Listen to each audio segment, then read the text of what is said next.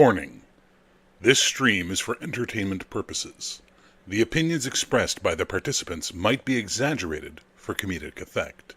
Harsh language can be used. Thought-provoking or controversial topics may be discussed.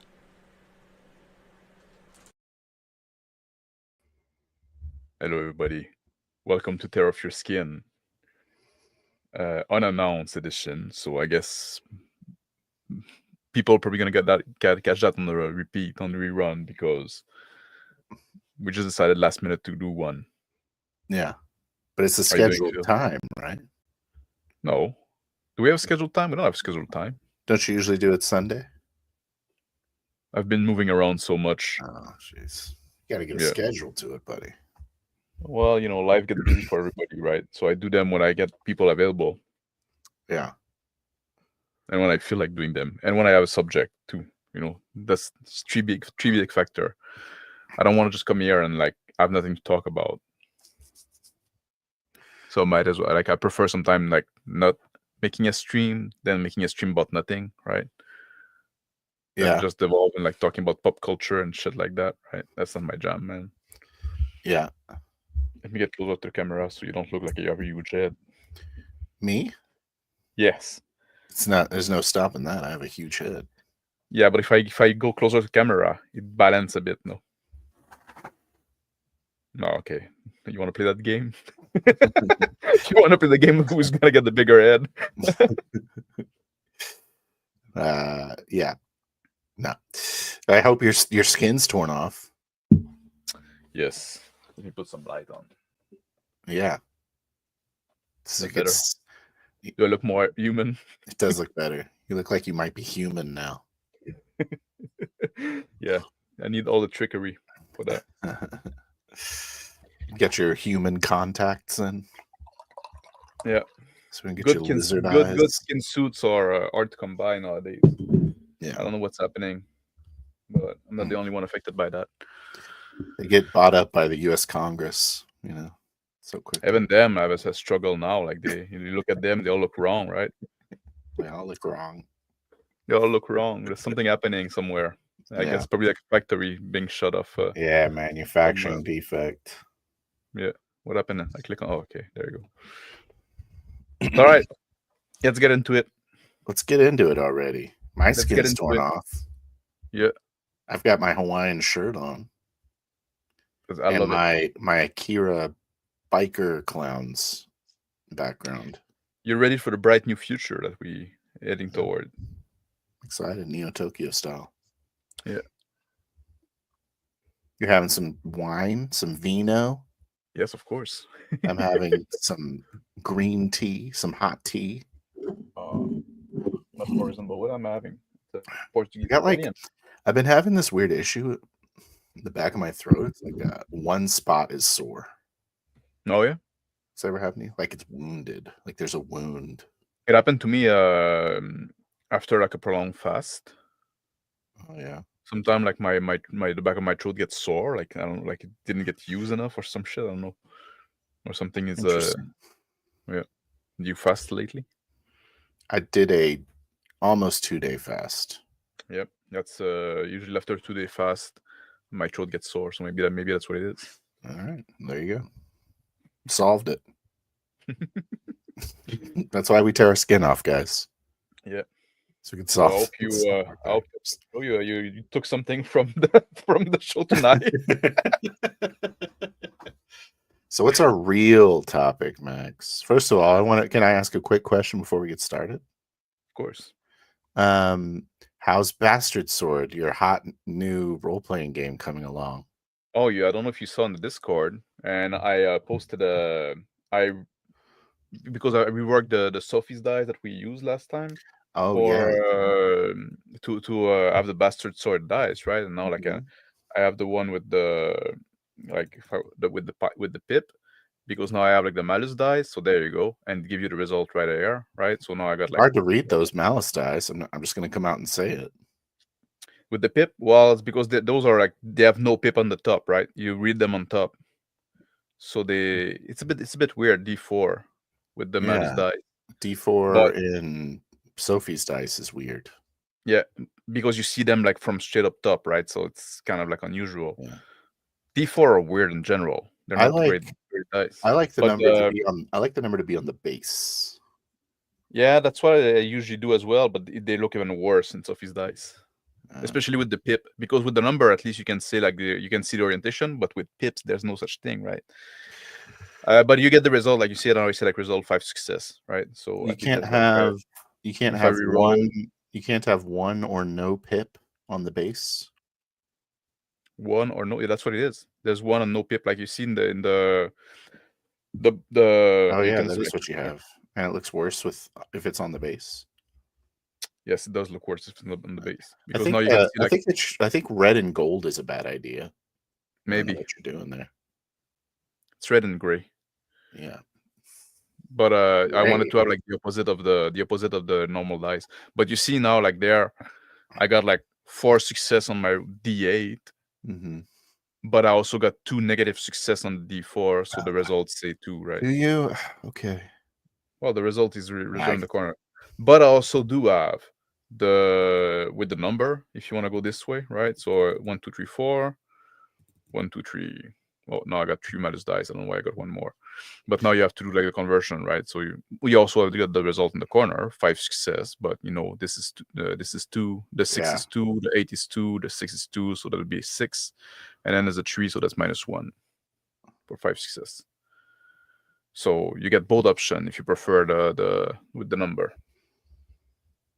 Yeah, I definitely prefer it with the pips. I do too. Maybe at some point I'll make a combination of both. Like you got the number and the pips. If I were to do like custom dice for a product, that's what I would do, right? I would put the number and the pips underneath. No. Then you can use them as regular dice, or you can use them with pip dice. Why would you want regular dice? Yeah, throw those You away. already have 1,000 regular dice. You're never gonna need them again. Throw all your regular dice away. Well, you only need if you're gonna get a Kickstarter of dice, yep, I can go buy as many D8s as I want, Yep. wherever I want. I don't need Bastard Sword D8s. You don't get Bastard Sword D8s anywhere else except the Kickstarter. I guess, and there's no occasion to in the game where like you use actually the actual number. So yeah, I feel like you can read. I feel like you can read the malice dice with the numbers way easier, though. On Sophie's. Yeah. I don't know why. Is it not lit up? I guess there's nothing to light up. It's either a pip or it's not a pip. Yeah, exactly. It's I'd still light it up though. And you can always customize those dice as well, right? You can change the color if you want, stuff like that. So there's that, right? Like this. Yeah, I'm gonna change it to neon green. Yeah, so I can see it. So that was a big news, and like so I'm always happy to hear. I'm always happy to hear that you're advancing the cause of Bastard Sword. Yeah, and if you want to check I need to upload because the document is online now. It's pretty old because I made a lot of massive change, but the link is still there. You can find the link, and sometime in the future it's going to be updated, right? Just like so, sometime soon actually. I'm making good progress. I need to go because I changed the way the malus work. Now I have to re-go through the old thing, and every time there's a malus, like then recheck if it works and stuff like that. So it's a lot of work. That's why it's taking a long time, and I'm testing it on my end, right? I think we should test it in a game. Yeah, or so, at least a scene.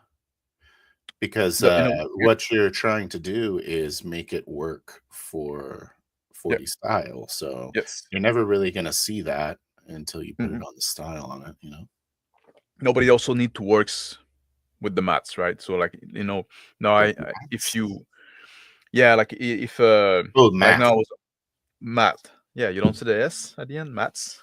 No. That's a mimetic way to say it. A what? You say, hey, how does the maths work on that? I don't think that's how real people say it. No? No. How the British say it? I don't care. This question. I hope you make $1 billion with the Bastard Sword IP that you own. I also hope that you do that with that IP you own. Hello, those Squatch. But just quick update. Let's talk about our topic. I mean, we're just screwing over. No, I was like what I was saying. Like I was working on the different range. Like if you fight with a knife against a spear, right? It used to be like you get a malus for every range difference. Like the knife is close range, the spear is long range. So if you had long range with the knife, you get 2 malus, right? And I wasn't sure if it was enough. It seems to be enough, but that's just on the mathematical side, right? So, but I like how it goes so far. But we have to test it in game, right? See. I think you should make it. I think. Well, we'll talk about that later. If I was you, I liked the idea of having more of an exponential growth to it, but I know you've kind of stopped thinking that. Yeah, I'm trying to keep it simple. So everything is like you accumulate malus, right? Like so you 1 range off, you get 1 malus. You 2 range off, you get 2 malus, right? So because otherwise I need to do like, oh, in this case you get 1, and in this case you get 3. That's what I was doing at first. Is 2 enough to do a long range knife fight versus a spear though? It's just like it's just something that gives you like on average 1 less success. Yep. It's not that great. That's not that severe. I think it should be more severe. Not that severe, but it does make a difference. Maybe is there an opposite version of malus? Bonus die, right? Maybe give a bonus die to range. I thought about it, doing like when you're in range, you get a bonus. When you're in your ideal range, you get a bonus die, and then you give out malus off range. Like so, you'd be 1. So short to medium is 1 malus, short to long is 2 malus. But then you would always get a bonus dice then, right? But why? Like I know, like for me, like why would you always get a bonus die? Well, if you're like when you're in range, right? Like you would get like bonus dice by default, and then it diminish like the value of bonus. Why? But anyway, like I exactly get what you mean. Like say like, oh, is like 2 malus enough? Because that's why I spend a lot of time doing some tests, because I also had this impression it doesn't seem like much. When you start rolling it, it does make a difference. Yeah. It does like give enough of an edge that say, well, that kind of suck, right? Also, when you're out of range, you can also like not cause damage. So there's also that side of the malus equation, right? There's also that disadvantage. I think it was more punishing before, though. And it was. You have to spend like maneuvers to actually get in range. So you're actually investing a lot to get rid of like 1 malus. I wouldn't invest and to be able to cause damage. Why? You cannot cause damage if you're out of your range. Oh, really? Yes. Oh, I didn't know that. Okay, well that's fine. Then. So there's the big part of the malus as well, right? If I'm with your knife, I get 1 malus. I get like on average 1 malus for being 2 off my range, but then I also have to move 2 steps toward you to get in range. So that's 2 hits. So if I'm long range, I can't do damage in short range. Nope. Okay. Nope. Well, that's definitely a motivating factor then. Yeah. Consider me motivated. Yeah, and I did that also because I wanted to have like I want to move the what? Just turning my fan up. Because I wanted to have the fight to be dynamic, right? I wanted the range to change. I want people to move, right? I want to give motivation for like, because otherwise you're just like, well, I'm just gonna stay here and not spend any of my hit, and just like.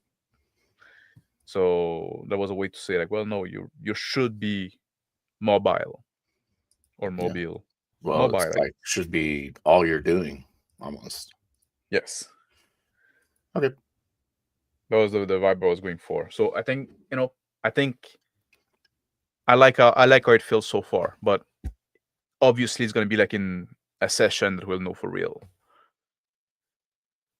So that's a quick update.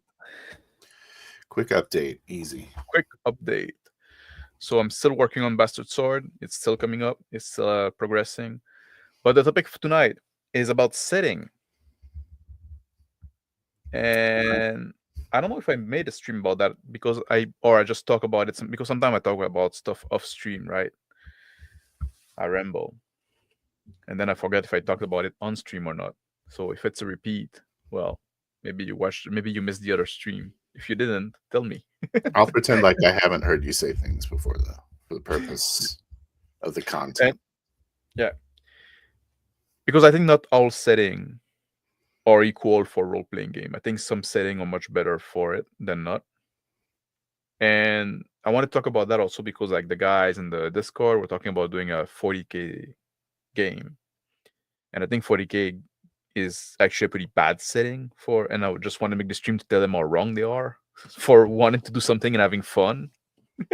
And I'm here to defend fun once again. Yeah. No, but obviously also like for one shot, like what I'm going to say here, for one shot, you can do whatever you want, right? Because it's totally different beast. Because a lot of the problem I'm going to raise are more apparent in the campaign, like if you do like a prolonged game, right? For one shot, you can get away with much more. Oh, okay. So now, okay, you've moved the goalpost. Yes, I'm moving the goalpost, and I'm going to move it again soon. Oh, good. So you better keep up, Phil. I'm gonna be arguing roaches on the moon by the end of by the end of this. Okay, cool. Yeah. For sure, great one-shot setting. Right? I don't know if it's great. Okay, we're back. Goalpost has been returned. It's like a goal within a goalpost within a goalpost, right? It's like a dartboard. I let the goalpost come to me. I don't go over to it. I bring it back. Okay, I think what makes good setting for role-playing game, like it's very different than what make good setting for like war game, for example, right? 40K is a great setting for war game. Totally different experiences.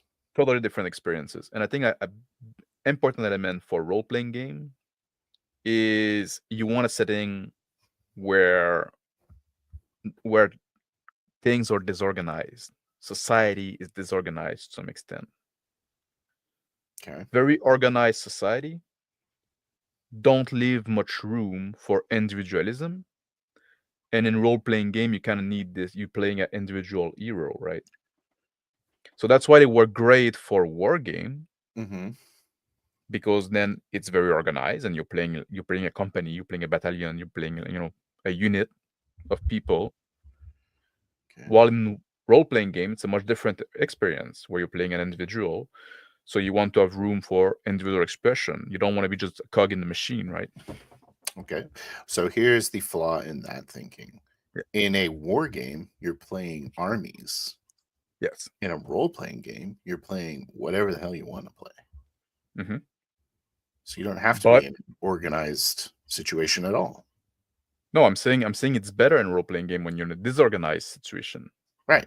But I'm saying you don't have to be in an organized situation. Ever. In what? In the setting, well, in 40K. You don't have to be. Oh, in 40K? I mean, the argument you're making is that settings that are good for wargaming aren't necessarily good for role-playing games because a war game has an organized setting. That's not necessarily good for a role-playing game. And I'm saying that's true if you're playing armies, but you're not necessarily playing an army. In a setting where the society is very organized, there's no dungeon, there's no frontier, there's no wilderness to explore, right? Okay. And that's a problem because that's often time where individual adventure happen. Mm-hmm. And there's always gap, obviously. There's always place you can go. But it's limited, that's right? Where we run our game, in the places you can go. Yeah, that's what I'm saying. That's what I'm saying. You can do it for one shot, but it's oftentimes going to be like limited in a campaign because at some point, like what you're gonna do in 40K, right? Are you playing a space marine? Well, you have a boss, you have order, you have to go where you're told to go, right? That's always something that is gonna kind of limit what you can do realistically if you don't want to go outside. Like, and 40K, it's also like it's very rigid because you have not only it's an organized setting, there's also a lot of chaos in some way, right? But if you play in the Imperium, like it's organized setting, or even if you're playing the Tau, whatever, for some reason, if you want to be a space communist. But go play an Imperial Guardsman on Catachan. You know, like the crazy jungle monsters gonna kill you at all times, and you're just. But you have a specific mission.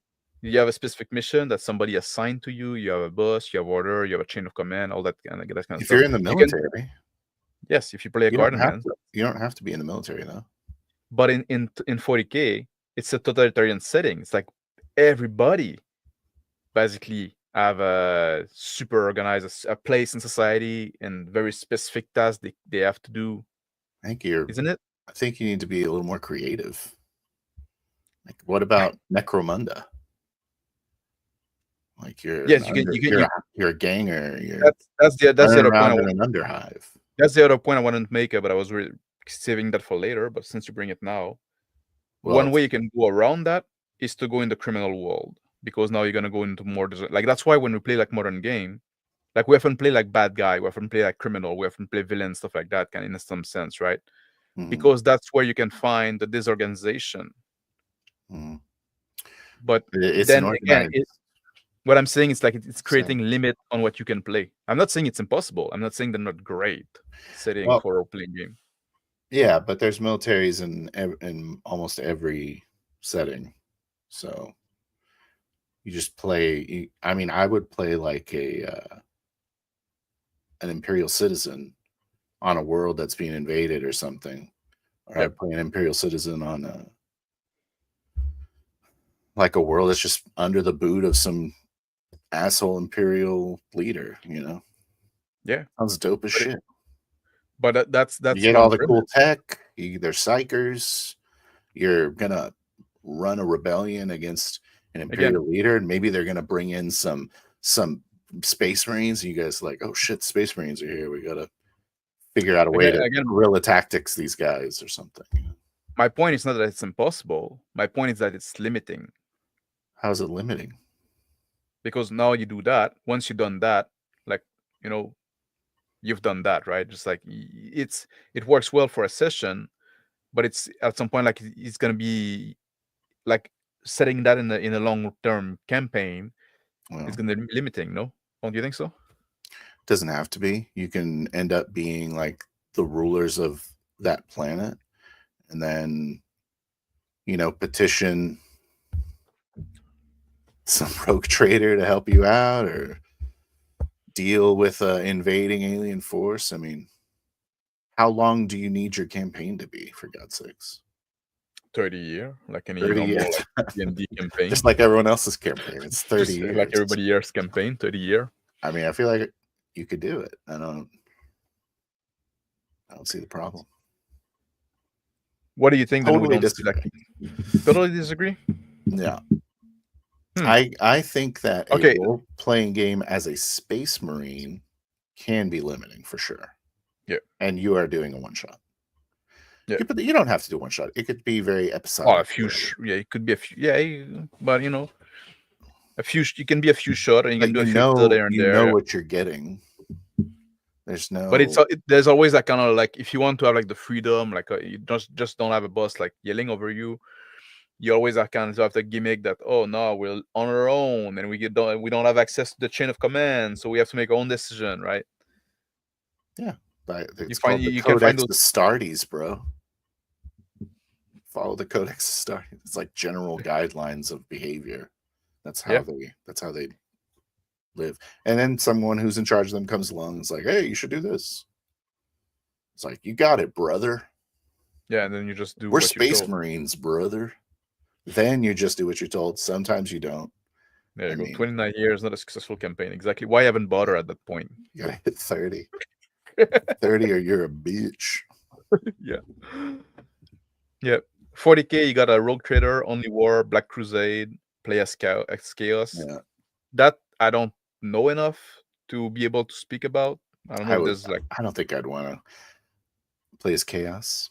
Because even that can be also limiting, because it's just like you cannot build anything. You're evil. Yeah, you're evil and just like kill everything and try to corrupt everything. Isn't that what Chaos is about? There's no like redemption at all. And and there's no rhyme or reason to what you do, really, right? You just that's more of the morality question you just like wanton destruction. Yes, we're gonna talk about after. It's the reserved topic. But yeah, I can think of lots. I think it's a really good backdrop for a number of different ideas. You could be, there's so many different Imperial worlds out there, so many different biome like environments. Yeah. All types of different alien races could come down, Monster of the Week style. Okay, let me ask the question in the different direction then. Do you think some setting are better than other? Yeah, 40K is the best setting.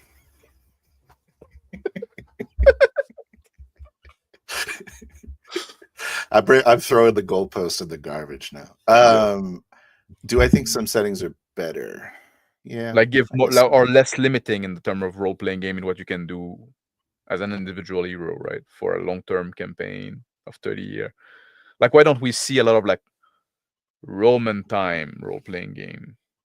And that's what's weird. You can get that in 40K because there's like far-reaching human civilizations that never got back, that they haven't found and stuff. Yeah. But that's almost cheating, right? We're just we put in the 40K, but we're like this isolated world that is totally different, right? Just like then, well, at that point, it's like, a little bit gonzo. It's a little bit like 6 themes at once. Yeah. Like like we don't see like role-playing game in. We don't see much of them. There's some, but like in Roman time, we don't see much of them in Napoleonic area. We don't see a lot of them in World War I, right? You're just hitting all those your all great time for war game, right? It's like for me, World it seemed like War I is way more constrictive than like fucking 40K, right? Yeah. You're in a military. You're in a trench. I'm not saying let's live in a trench. Yeah. I'm not saying it's not. And you could have like a very interesting like one shot, right? I agree. In that setting, like because like there's a lot of emotion, there's a lot of thing happening. Like it can be very interesting for a campaign. It's probably not gonna move much. That's the whole fucking point of the war, right? Okay, so that does seem like a really hard campaign. Yeah, like I use talking about War 40K as an example. I'm not saying it's the worst example. Like and I think you could still do it in World War I. It's just you can't live in the trench. Eventually, the trench has to win, or let's time skip a little bit here.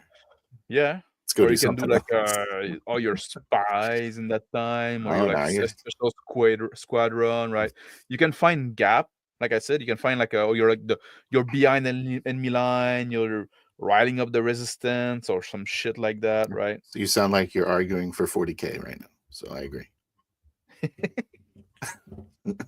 There's all kinds of different things you could be doing in the scope of World War I. It's the exact same argument I would provide for 40K, except it's even more varied.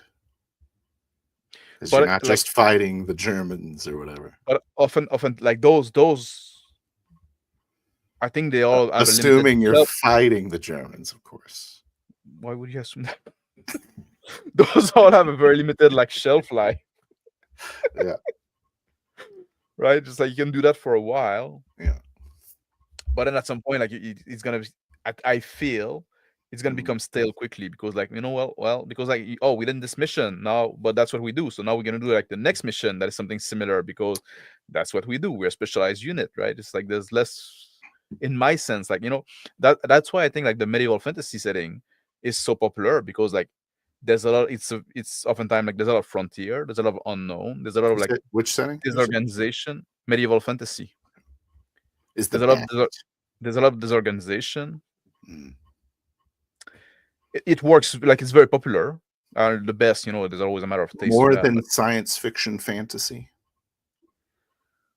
More what? More so than like futuristic fantasy. You'd say medieval stuff. In terms of popularity? No, in terms of setting optimization. Yes, I would say so. Yes, because even when we do the sci-fi, we almost always end up playing people on the like kind of outlaws, right? Or kind of like, or we do like, oh, we're in the frontier world and stuff like that, right? We find excuse to kind of like not being like, Isn't that you don't what want to. you said you should do? Yes. Okay. I said that's the way to go around the limitation of the setting. Okay.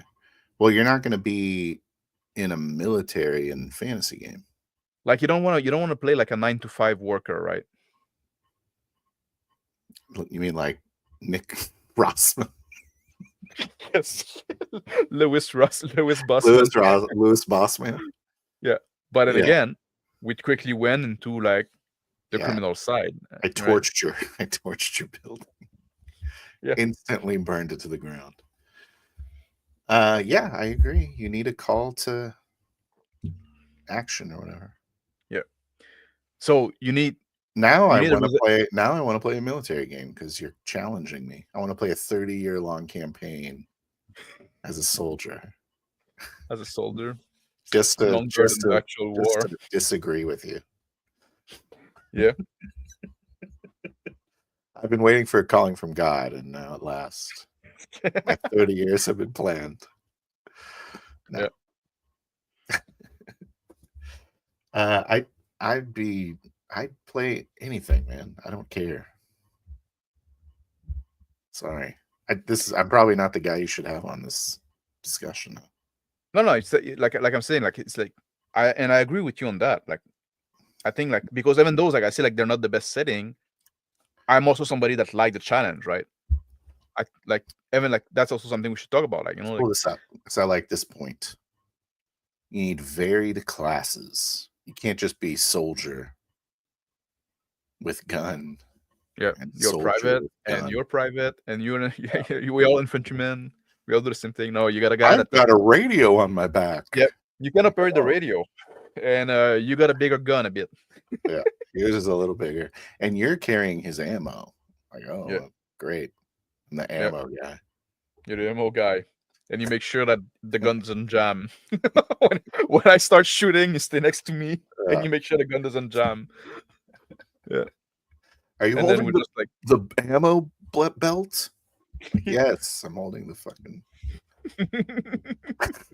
30 years of ammo belt. Yeah. Did the whole career. Nobody. In 30-year campaign, maybe you end up being a general or some shit. Maybe. I'll be right back. Okay.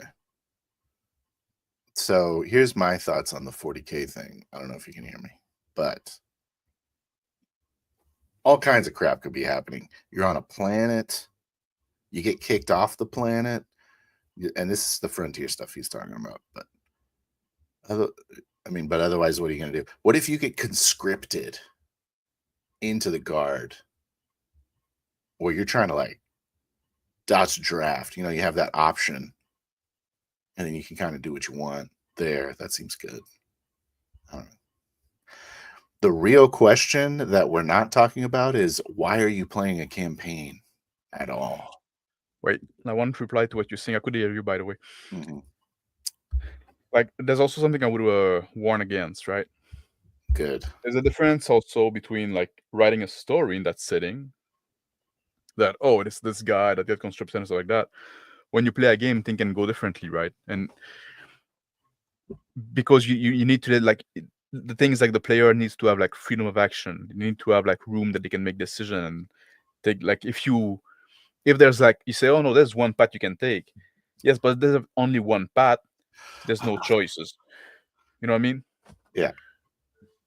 So that's something. There's not only ever one path, though. No, there's not only ever one path, but like. You mean like when you're getting drafted? Yes. Oh, you're getting drafted. Like then, like there you go. You can join the army, or you can try to run away and be a draft dodger, right? Yeah. So you don't think that major events should happen in your character's life where your stakes are huge and you have to make a decision? No, they can. That sounds boring. They can, but like if it's like, like what I'm saying about like and again. I'm not saying you cannot do it. I'm saying like those settings have more limits to what you can do in them. Yeah. Right. Well, I mean, that's not really the setting doing that. It is it is a effect of the setting, but you could be drafted in any setting. You know, in that example. Yes. But in some setting, it's going to be easier too. You're going to have more option, right? If you're in a medieval setting, right? For example. Yeah, you can run and away. You get drafted. It's easier to run away. You can run to a different country. You can just like hide. You can disguise and just live like a different guy. You can just live to the fucking next town, right? And you can just ignore the draft because they don't have like modern technology to track you, to follow you. You don't have like passport and ID. You don't have psychers that can track you. You know, they're not going to waste their time trying to find some draft dodging Imperial guardsmen. You don't think so? They love their fucking bureaucracy and they want everything to be like, you know. I don't think that. See, that's not how I see 40K. See, it's very varied in its what am I trying to say? Application of laws. It's like based on the lord of the world, you know what I mean? So basically the Imperium is like, hey, this world, you need to give us this many people. And then we'll bring our ships around later and you can fill them up for us. And then the Lord goes around and does the draft, just like they used to in the in those days. I don't know. It's not like the emperor is like, you have been called and you will answer. You know, it's nothing like that. Yeah, that's the emperor directly calls you. Know what you do. Yeah. Excuse me. I wanted to like people talk about like pirates and stuff like that, rogue trader, right? Yeah. Again, that's one avenue you can take, but like a rogue trader, kind of the smuggler and shit. Well, I guess rogue trader they got like license and shit like that, so it's still very regulated. Yeah, they're kind of like privateers. Yeah, privateer. But it is one avenue you can take. But like you know, like I'm saying, I'm not saying I'm not saying it's impossible. But like you probably don't want to play Space Marine unless it's for a one shot, right? Or like a one adventure, right? Could be on a few sessions, but you know, one. What do you think? I am less sad about it than you are. I don't mind. You're mad about it? No. Like I don't mind playing that kind of structured game. Yeah. Because you have a job to do, and then you can be creative with how you get the job done, you know. Typically, a lot of times not. A lot of times it's like you need to do this objective, then this objective, then this objective. And it's like, my problem is not like about like you have a job to do, and yes, you can be creative inside a job you have to do. The problem is like once the job is done, the next job is the same job, right? Like or something very similar, right? It's you know that's what I'm saying. Like that's what I'm saying. For one adventure, you have a job to do, and you can be creative in the way you do it. That's fine. That can be fun. But then once this job is done, I don't want to do a very similar job again, right? Okay. Let's talk about Horizon. Yes. And how it's different than what you're saying. Yes. So we have gotten our ship stolen. We got our ship back. We got out. Yep. Now we are potentially going to, I don't want to talk strategy, obviously, but we have the opportunity to do a smuggling job. Yeah. Okay. So those are different. If as a soldier, I feel like commandeering a vessel off planet could be a thing that happens. But doing a cargo run could be a thing that happens. You know, doing protection on a. In Horizon, we're operating outside the law, right? Mostly. So far. So again, we have this caveat, right? In an organized world, not too bad. But well, we don't kind of. We don't care about it. That's for sure. Yeah. Outside of its hindrance, yeah. And the smuggling job is definitely like outside the law, right? if you look at the boarding party game that we did, right? Yeah. The bank job or whatever. It's kind of like where you got onto a cruise ship or something like that. Yes, we got into a cruise ships and we died, but we went there killing everybody. Where were you playing Crazy Johnny? Yeah, the pudding scene. Not Crazy Johnny. Yes, the sanest guy of the cruise, Crazy Johnny. Yeah, I remember. So it's funny that in the end, the name kind of became ironic. So that game would have been. You're saying that wouldn't have been a really good 2-shot? I think once we've done this job, right? If we establish that this is the kind of job we do, like once we did that, I don't want to do it again, right? I don't want to say like, oh, let's go do the next ship, right? Like, all right, we did it, right? Just like, that's the point I'm making. That's big part of the point I'm making, I guess. So you want the capacity to have big goals that you can work towards, kind of. You're saying, is that the idea? You want the idea to have like a big and choose those big goals, I guess, too, right? Okay.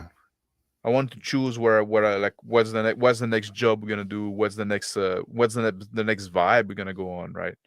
I don't want to play repeat. But that's to be fair, that's also a problem with people. A lot of people that do campaign and they do those fantasy campaign. Yeah. And they're gonna spend like 5 years doing Dungeon Delve, right? I don't want to do that either. Like, shoot me if that's what you do, right? Just leave the game, Max. No one has to shoot you. Before 30 years? Guys, are we still in this dungeon? It would be admitting defeat. Let's hit chat up because there's some good sentences being written. Yep. Wait, you mind of that? You want me to highlight it? Yeah, you can handle it, man. Right. I'm doing it. All right, we'll work this way. Yeah. Boom. Well, 40K's saving grace is that it's huge, whole galaxy. Yeah. I agree. But that's all part of the point I'm making, right? Because it's the saving grace in the sense that you can always escape the constraint of the setting by, in a sense, escaping the setting, right? You can always go to different corner. Oh, in this corner, thing works differently. Then the setting become meaningless, right? You always have to kind of work outside of it in a sense, but you can justify it by basing it's a huge galaxy, right? There's some trope that we understood with 40K, the Hive City and stuff like that. If you say like, I still don't quite understand what you want. I don't know.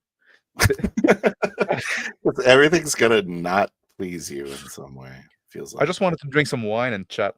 The point of you actually have to have a goal, right? As far as like the point of Terror of Your Skin, like why we're Terror of Your Skin is because we're trying to figure stuff out, right? I'm not coming here to lecture, and I'm not coming. I have like a theory, a thesis, but it's not like a conclusion. Exactly. Yours is doing this, and I'm like, hey, we got to go in the middle of that circle you're draining. Yeah. All right, that's fine. But that's the whole point. Like, we're trying to figure something out. Yeah. So you think that medieval fantasy is the best setting? Why? Because, like I said, there's a lot of frontier. It's understood that why is frontier good? Because it's a place you can go and you don't have somebody on your back to tell you what to do. So you have a lot of freedom of action as a character. Okay. So you want to be able to go to a place that has no jurisdiction. Yes, and there's that.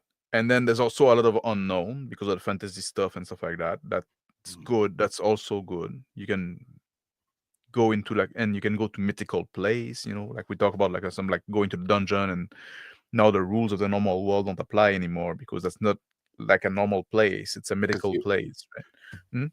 Is that kind of like the escaping the setting? And that kind of I think that's more part of the core of the setting, of the core identity of the setting. Okay. What about like a Necron tomb world? Yes, that would work inside the setting of the 40K. If you send me to a Necron tomb world, and we have to do a mission there, you crash I don't feel like I'm escaping the setting. But if we say like, oh, we arrive on this planet, and now suddenly everything is Old West, right? It's like a Western. Everybody like act like it's 18th century America, right? Just like literally our Horizon game that you discovered. Oh, that's true. But like now you're skipping the setting. Yeah. Okay. Right? For 40K, like Horizon, the setting is what we do of it, right? And we say it's a space Western, so that it kind of can do that though. But that's fine.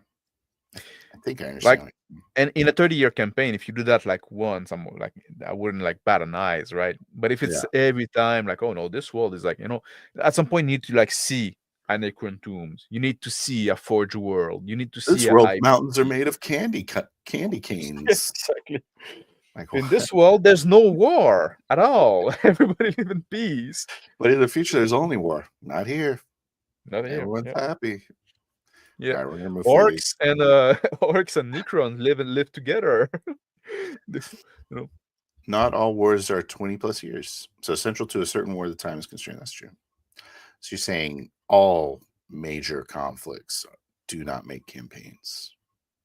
Central to a certain war, the time is constrained. He's saying like you can't do a long campaign in World War I. I think that's what he said, because it ends. Oh no, your campaign can be 30 years, but it's only like 6 months in game time. Yeah. It just took 30 years to play through it. Thank God for that. Pendragon is the worst setting for RPGs. Oh, hot take. I like the system. I like the system of Pendragon. Yeah. I don't like the Pendragon campaign, right? Very much people telling you what to do, right? Yes, and I don't like that. I just like the system. Yeah. I played a lot of Pendragon, never with like I never I tried once to do the Great Pendragon campaign, and I say like, well, this is kind of trash. Yeah. Also, I prefer Paladin than Pendragon, to be honest. 30 years would be a lot of time jumps. It's true. Once per. Well, no. It's 30 years like running the session. It's not 30 years real time. In game. 30 year real time. Like I said, it's 6 months in game time. 4 weeks. Yeah. Yes, 4 weeks. You went from level 1 to 20. You're a god in 4 weeks. Yep. All right. Sounds good.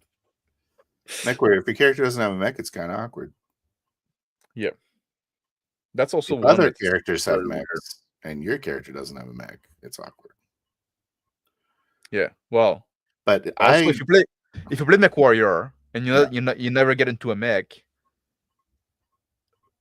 I'm fine. Is that such a this is something that happened to me a while ago.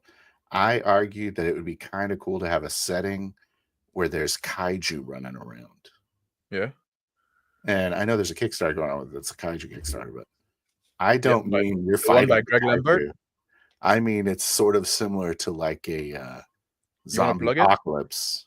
Is that like the Kickstarter by Greg Lambert of Duel? He came on my channel before of Dueling Dragon Adventure. Okay. Yeah, I got a show. Go check it out. Go check it out. I almost have the link. Did you back Kaiju versus Mech? Did you back it? Are you getting a copy? No. Others should though. Maybe I should. Actually. Anyways, I was arguing that it would be kind of a cool setting if you were running away from like kaiju. I thought that would be a cool game. Yeah. But I don't know if that would be cool. I'm curious to try it. But like basically you can't do anything with kaiju. You're just gonna run around and you're trying to avoid them. But the kaiju is kind of like I think I said I wanted to play the setting of Cloverfield. I think that's how it came up. Yeah, because the kaiju is almost like it's almost like an environment, like it's like a tsunami or some shit like that, right? Like it's about like a survival. It's a force of nature. That's what I'm looking for. Yeah. Yeah. I wonder what that game would be like, if it would be good at all. Don't know. Hey y'all. Hey Trout. Nemesis. Hey, hello Trout. Could be a veteran, recalled to active duty, given a rank boost, named John Rambo. Yeah, you're coming back home, and now where the real adventure happened. Yeah. Nice. They drew first blood. Asmus sees a fox or a cat. What's the name of that? What's the name of that game? Oh, you have a cat. Huh? I have a cat. He saw your cat. Yeah, I had to get up because of there was some cat fight actually. It's getting out of control. Yeah, I'm trying to have them like get along. And I have 2 cats that never got along, and I'm trying to get them along now to get along. And they're not listening to you, are they? Cats, you know. Yes. Yeah. Were you gonna say something relevant about John Rambo?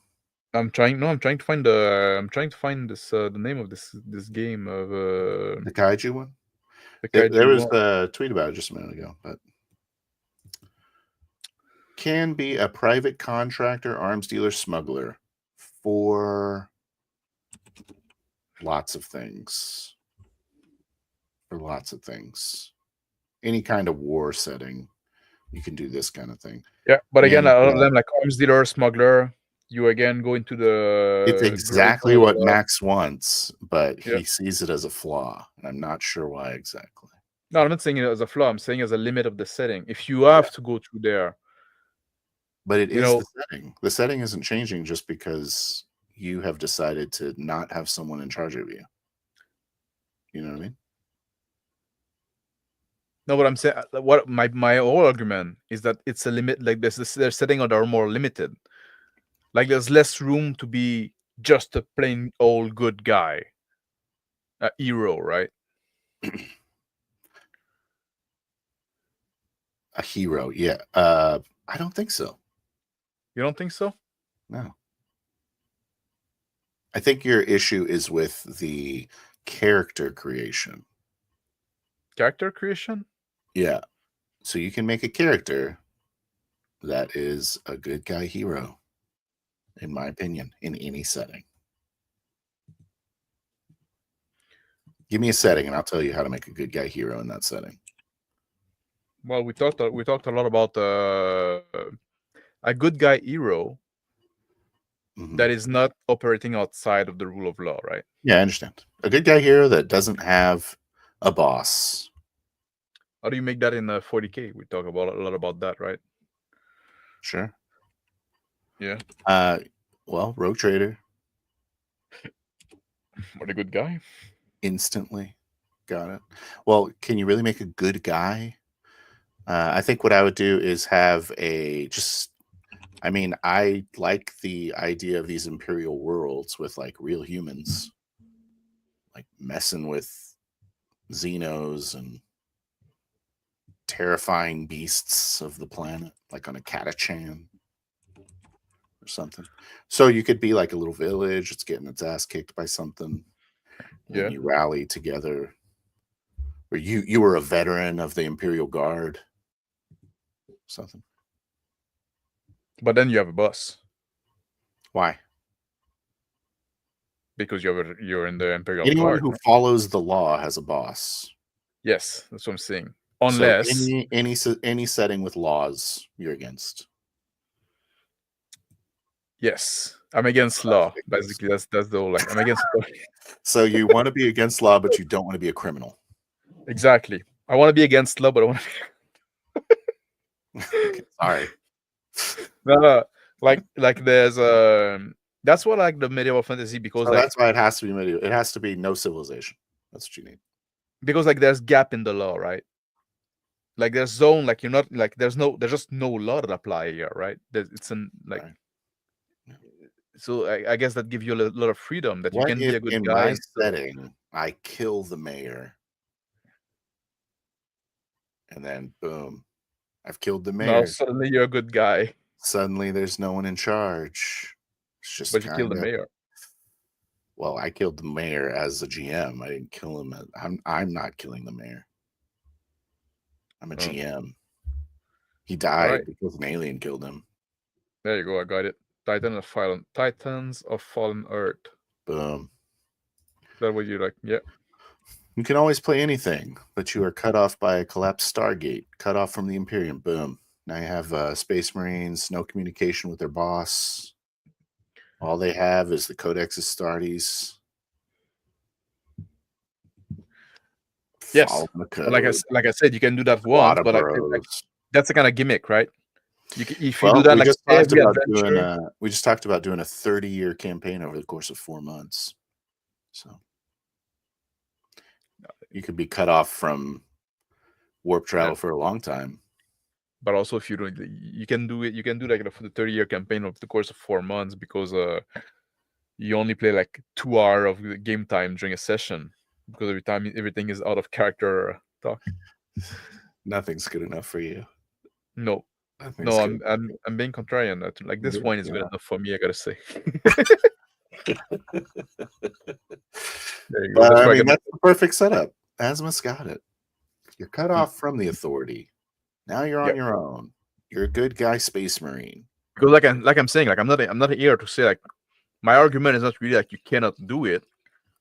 Okay. My argument is like some settings are better for it than like or better for role playing than other, or more appropriate, and some are less, right? So that's like I'm not saying like you those settings are good, those settings don't work. Like you can make work everything. I feel like 40K does it easier than World War I. Sure. Yeah. Okay. We just cut off by a collapsed Stargate. I don't think there are Stargates in Warhammer. But how would you play like a your warp ship's destroyed? Could you do like a Mechanicus campaign? I don't know enough to know what that is. So. Oh. My favorite Mac section. Is it the worst one to roleplay? No, Necron's probably the worst one to roleplay. Yeah, you don't even have a brain. Can you do a Necron campaign? I'm gonna be a Hive Tyrant. That'd be cool. Like Orcs. Can you do an Orcs campaign? You pretty much have to play. Probably the easiest one to do, actually. Orcs? Yeah, they don't have a boss. It's just whoever's biggest. It's whoever's biggest, and then if somebody's bigger than you, you fight him when you get bigger by fighting. No, it's like you just want to fight. So just be the big ones. Be a knob. In an army, not a lot of player agency in how to complete the job. Yeah. Follow uniform code of justice, avoid war crimes, honor diplomatic relations with allies, or have morals. Well, you cannot war crime also. It's war, so you can just all relax about that. Yeah, take it easy. Take it easy. As a French Canadian, I can, war crime, just like their suggestion. Yeah. It's called propaganda. Usually like they're defined after the war anyway. Who writes the history books? It's not a war crime the first time you do it. That's where the war crimes are. Yeah. Awesome. But yeah, being a good guy is a code. You have a code. Yeah. Right? But you can choose it. You can choose it. I can choose to do the war crime. And restricted to using military shield. Yeah. I guess. You mean like instead of a table leg? Or like improvised weapons? Those were common in the World War I, right? With the trench warfare. Boom. Table legs. Yeah, well, table legs or trench club. They call them like trench club. Yeah. Yeah. I want to get a cool trench knife.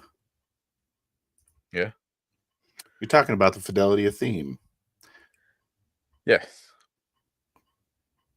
What does that mean? Oh, like we're talking about like the theme. If you play 40K, but you always like find a reason to make it not 40K. Oh yeah. Like then why bother, right? Yeah. Because I want to fight Dark Eldar. Yikes! Most campaigns. Just to be clear, we're a bit tongue in cheek with the 30. I want to fight Dark Eldar in the Wild West. Yep. So. And so then they all wear a cowboy hat and talk with a Western accent for some reason. I'm gonna rape you, boy. Yeah. Take it easy, Dark Eldar.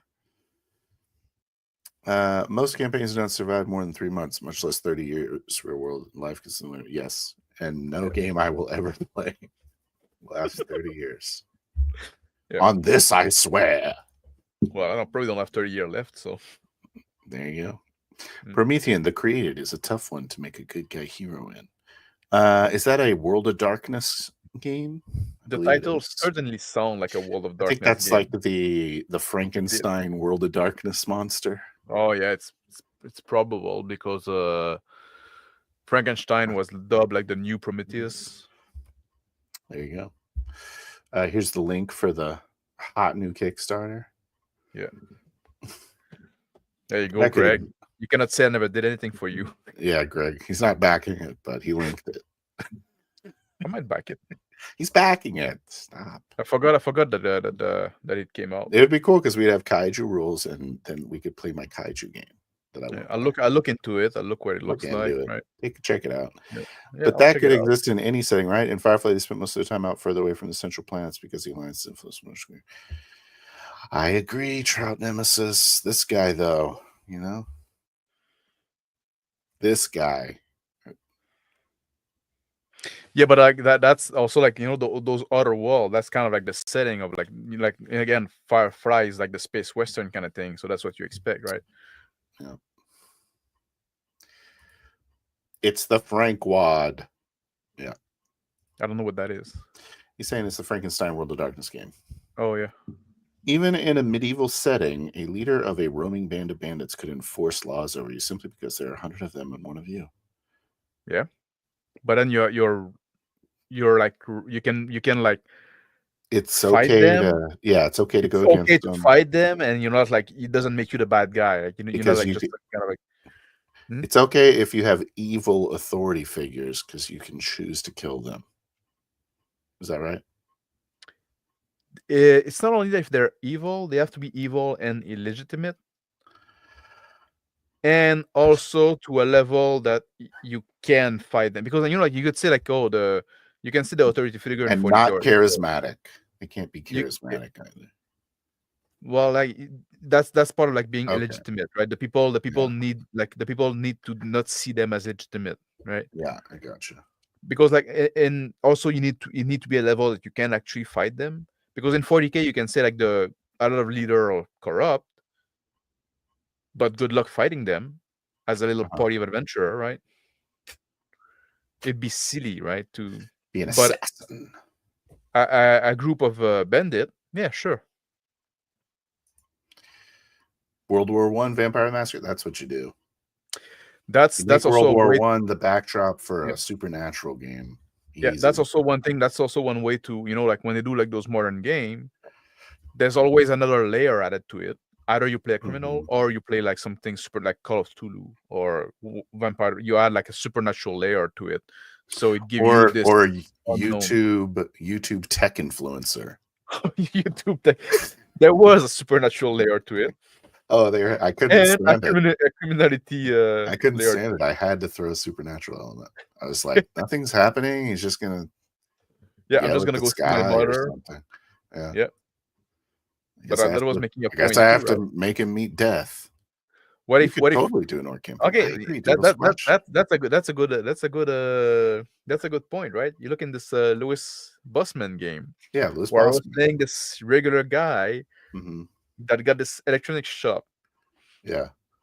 And he want to go see, and he got a bad day, and he want to go see his mother. But the guy's not insane. He's not crazy yet, right? Yeah. You weren't doing anything. Yeah, nothing happened. Like you play a normal person, so it's gonna be normal life. It's gonna be normal shit happening, right? Not for that's long.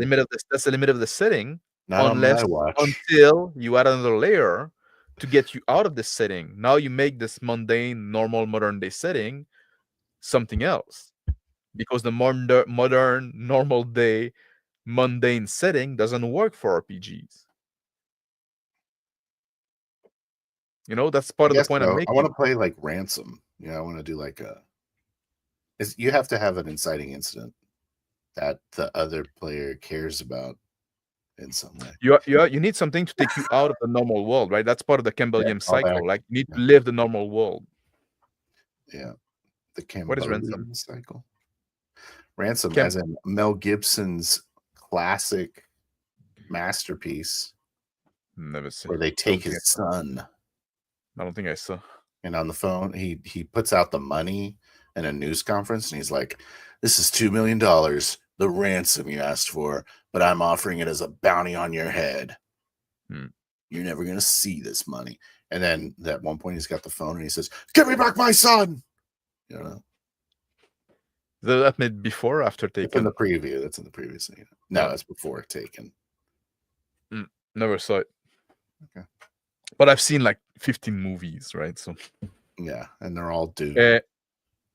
Well, one of them is Dune, and five of them are Wes Anderson movies. Right. Oh, also, hi, K Dolo. I don't think I said hi to you yet. And Azimuth, hello. I don't know if I said hello to you either. Hello.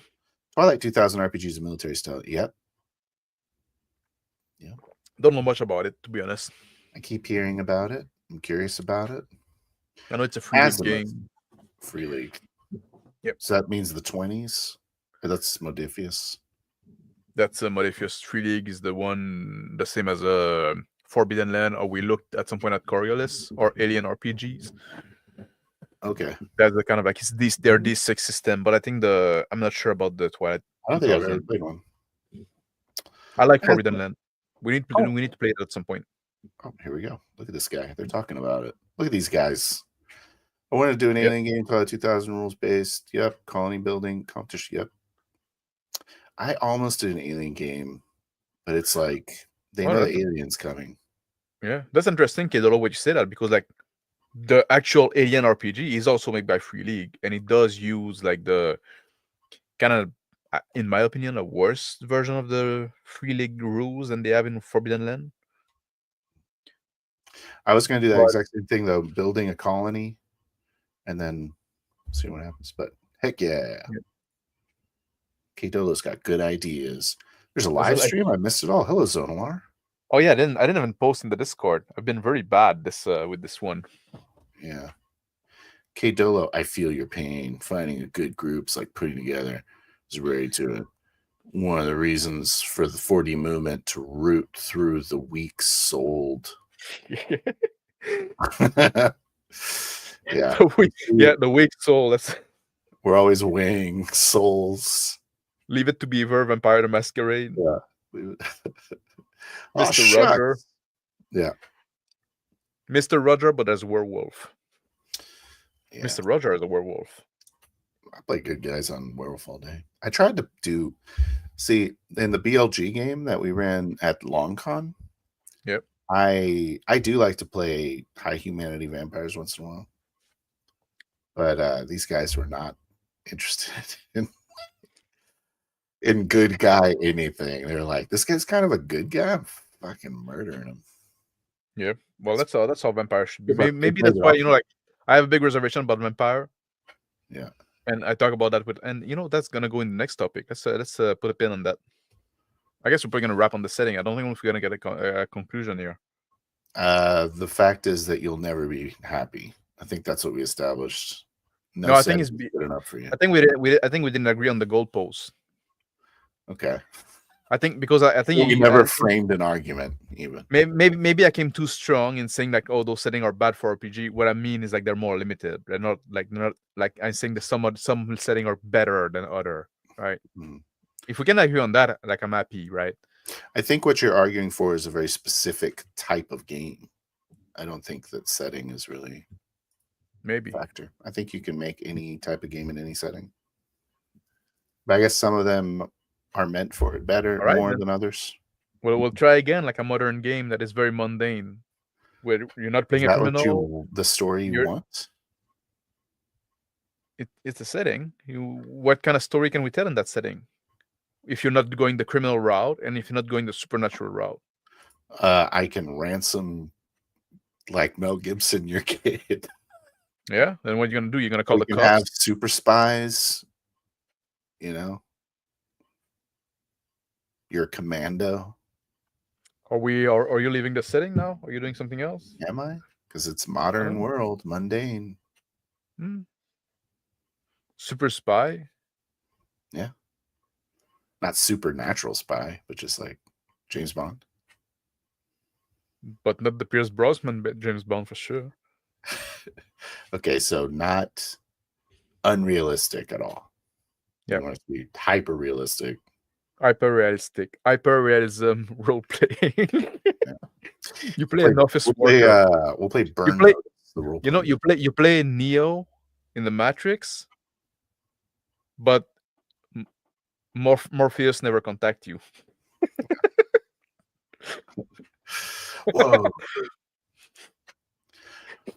So you're just like in You've your been job. talking to Morpheus? No, but I've heard of him. No, who's that? Never heard of him. Well, Matrix? What are you talking about? That was before his career-ending tirade. I don't know what you're talking about. I'm sorry. Leave It to Beaver? Probably. Now, modern games work just fine. It's just based the same. Yeah, I agree. Yeah, you got drones, AI, everything's going crazy. Come on. K-Dolo, I would play the shit out of Xenomorph on Earth. Cool. Tell the story again. You would play. Wait. Would you play like as a Xenomorph? There's a Xenomorph on Earth in the year 2000 campaign. Nobody say I would play the shit out of a Xenomorph. So would that mean that his character would be a Xenomorph? I don't think that's what he's saying. Oh, okay. Maybe he is. Would you play a Xenomorph?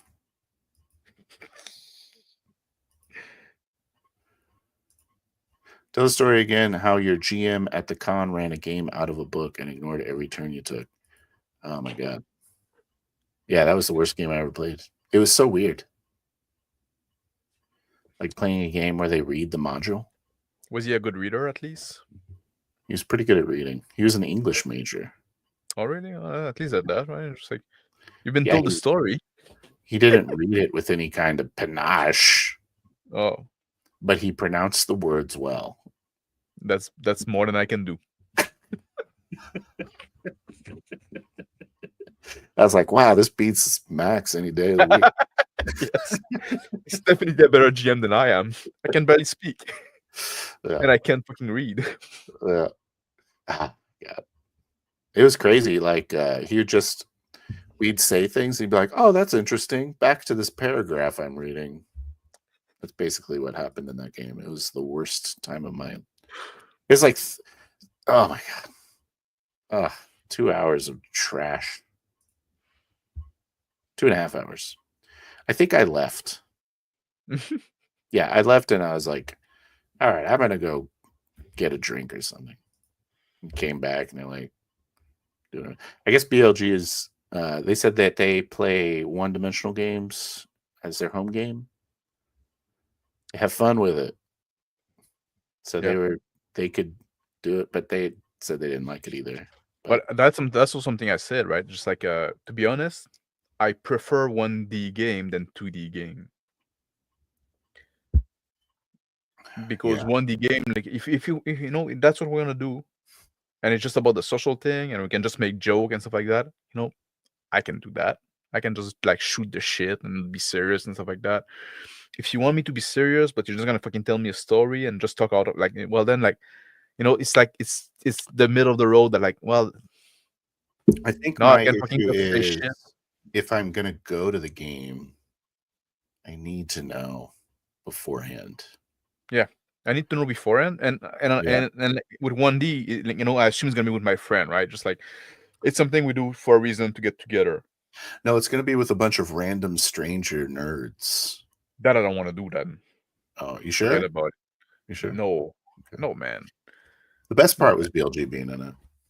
Yeah. And then, but I had to be like some hick preacher, and I just couldn't get into it. Oh, really? He was no Father Sisman. I'll tell you that. That was a hard to top.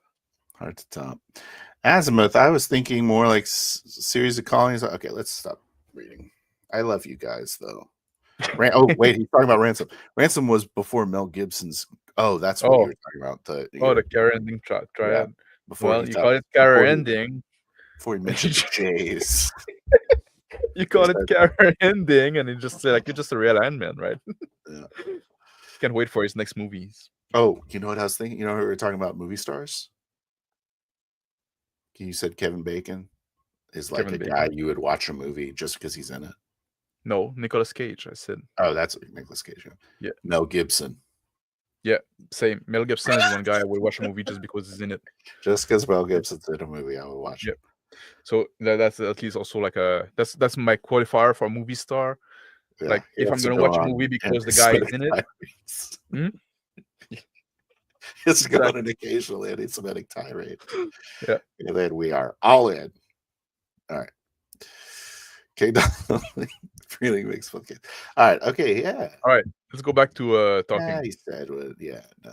Okay. Only human. All right. Back to talking. Do you want to move on topics? Here's my conclusion. People don't know they're playing 1D game. They think they're playing 3D game until and even when you explain to their friends, they don't fucking get it. Yeah, a 1D game, everyone has to be playing a 1D game, just like everyone has to be playing a 4D game. Yeah. If someone's not playing a 1D game, they're really upset about it. Yeah. They're like, what the fuck am I doing? God, let's wrap that topic. I feel like we're making no progress. Are you willing at least to give me like some concession that some setting are more limited than other? Nope. Okay. Let's move on. I love you, man. You haven't budged me even in the slightest. Okay. No, I'm sorry. Did I? Well, do you think that 40K could be a good setting to run a game in? Yes, but only for a short burst. Okay, that's all I want to play anyways, so that works for me. I'm happy with this Horizon game, though. I think we should talk about campaigns being good at all. How long is a good campaign? If you wanted a campaign, how long would you want it? I used to set up my top would be 18 months, but I think and that's probably like playing. That is hitting the red line. That's hitting the red line, yeah. Yeah, it's like not 18 months every week, like maybe every other week or every month, something like that. Every other week would be huge. Yeah, a huge. But now, like I feel like even that it's probably too long, right? We're getting this Horizon game weekly. Yeah, I don't have a problem with that. I don't know, like we signed up for 6 months. Are we still gonna have some juice to draw? I'm ready for some major events to happen, like character altering events.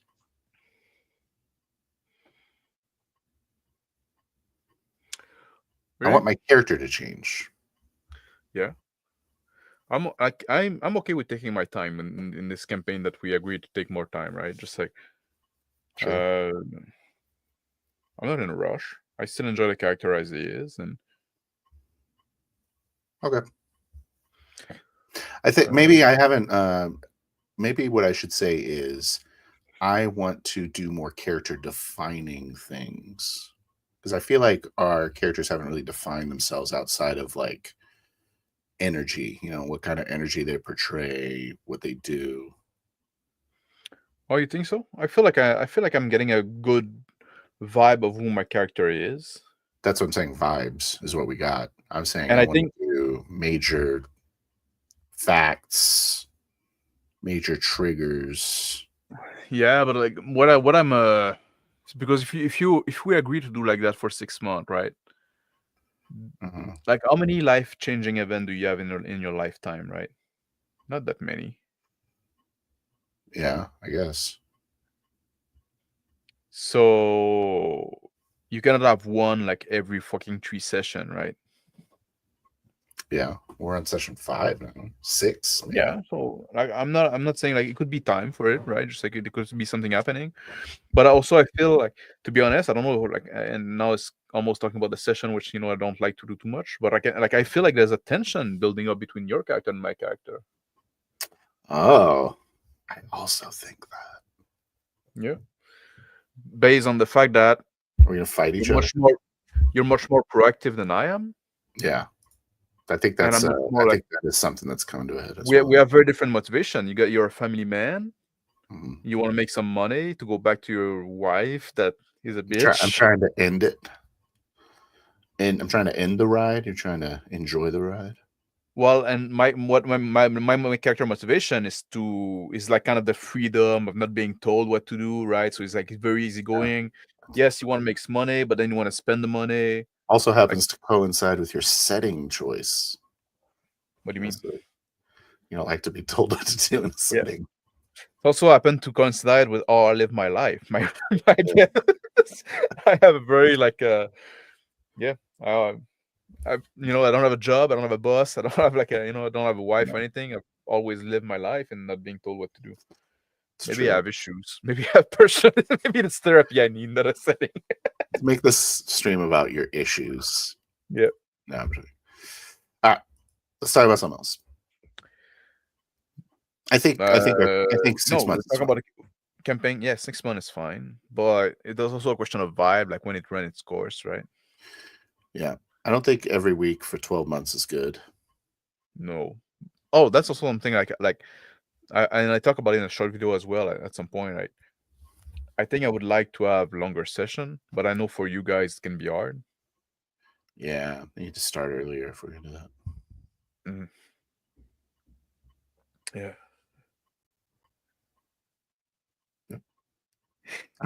I agree. I wish they were longer. I want to do more 4-hour sessions. We only did like 1 4-hour game ever. Yep.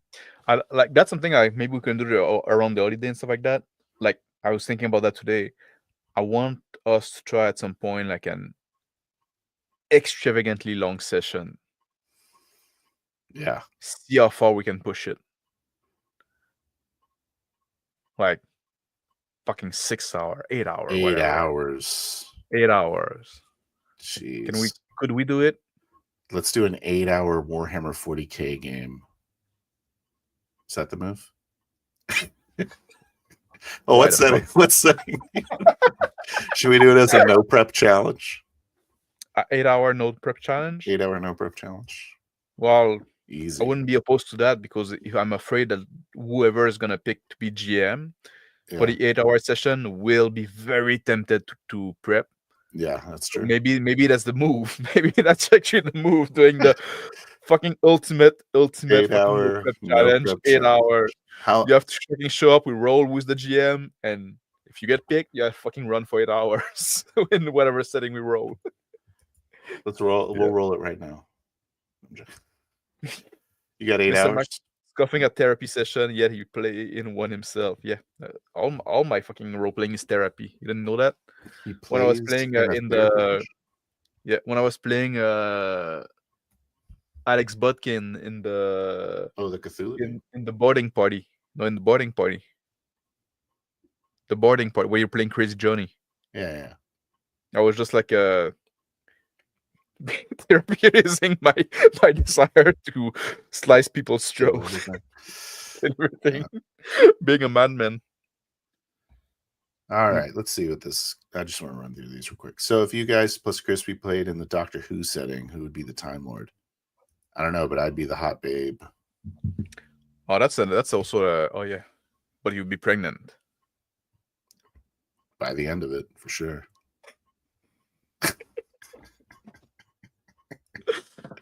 I better be. You do that's something else. Okay, that's something to consider, right? Like The Witcher RPG, right? Where it's assumed that one of the players is gonna be the Witcher, and the rest of the player are gonna be like supporting cast. Yeah, just loving The Witcher. I'm gonna play the Witcher songs. I'll be the bard. Yeah. I'm gonna be the guy that shoot a crossbow and look at you being cool. I'm gonna be the guy that goes, "Whoa." Do you think that's the limit in the setting? Yeah. I wouldn't want to play that. Is that a setting limitation, or is that just session 0 planning? You know, that's that's implying in the game that's what you do. Yeah. Well, you're gonna play Geralt or the Geralt like equivalent. Right? There you go. But that game is very bad. Don't play it. No. I don't really care about The Witcher. Nope. I'm sure it reads better than it. I never played the games. So. I like the Last Witch, which is like short story. Yeah, then isn't it all like Elric? Isn't Elric the move? Never read Elric. It's too like the main character is an elf, and then there's magic in too much. Like the main character do magic. I'm out. Yeah. That's 2 strike. I'm out. I think I would read like Solomon Kane. I read Solomon Kane's. I like awesome. those. Yeah, but I'm a big fan of Robert E. Howard. So yeah. We should play Hyperborea setting or something. Yeah, that's a great setting to play in. A lot of room to be heroes. Yeah, lots of frontier. That's also another question. Like another question about setting. There's some setting where like that are like meant to tell one story, right? Just like, and you play in that setting. Either you do something that is like completely outside the main story, and then like at some point why fucking bother? Like you want to play Dune, but we're gonna play like, oh, we know we're in this off-world planet where we're like whale fur trader, right? Just like, then why fucking even play Dune at that point?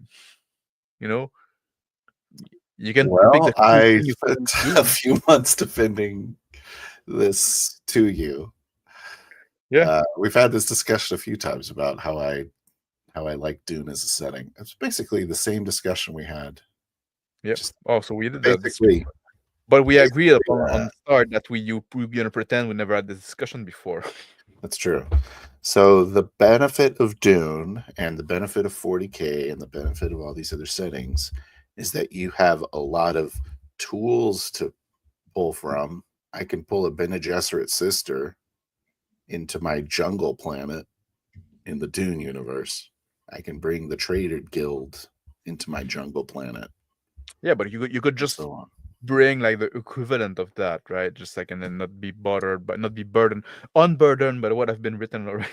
I feel like I am unburdened because it's all already established and you know all the factions already. Okay. I don't have to establish them, reestablish them. And again, for one shot, it's one thing. But if you ask me to do like 6-month campaign in that thing, and I'm always gonna be like not even a fucking B story, like a C or a D story, right? Just like, I feel like it doesn't really matter what we do.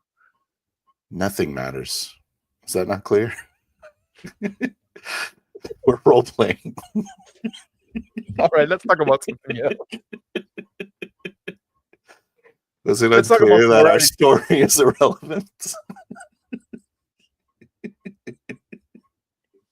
Yeah, Max is lazy, doesn't want to read up 6 book to play Dune RPG. I read all the Dune books. Yeah, that's the one. The first Dune books is my favorite books. The book that I read the most. I only read the first one. And I hate the other one. There you go. I really dislike the other books of Dune. I think like they're trash, basically. But the first book is fucking great. Yeah. Yeah, so a story is always going to be pointless, and it's only interesting because you are immersed in your character.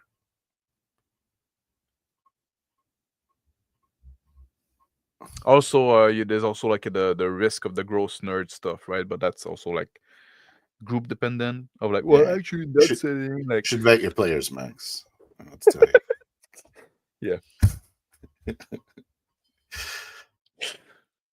Let's talk about morality.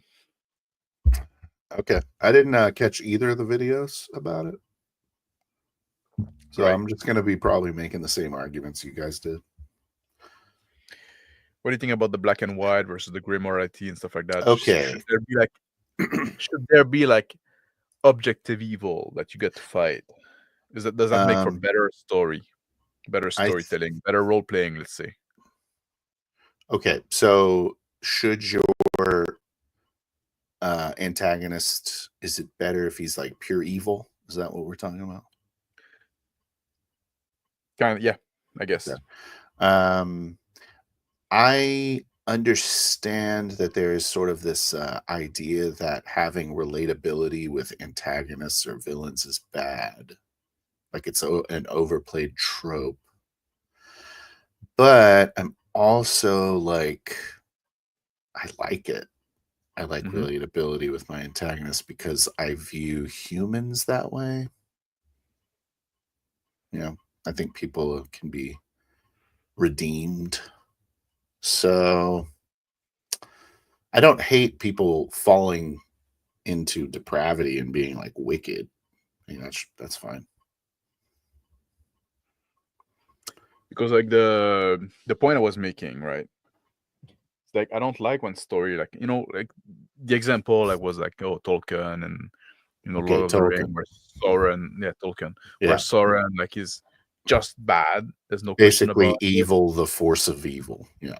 Yeah, and Game of Thrones, where like everybody's shade of gray and shit like that, right? Except Daenerys is like just evil, but that's a different. Anyway, that's the whole fucking other question. Okay. So, what's your preference on that?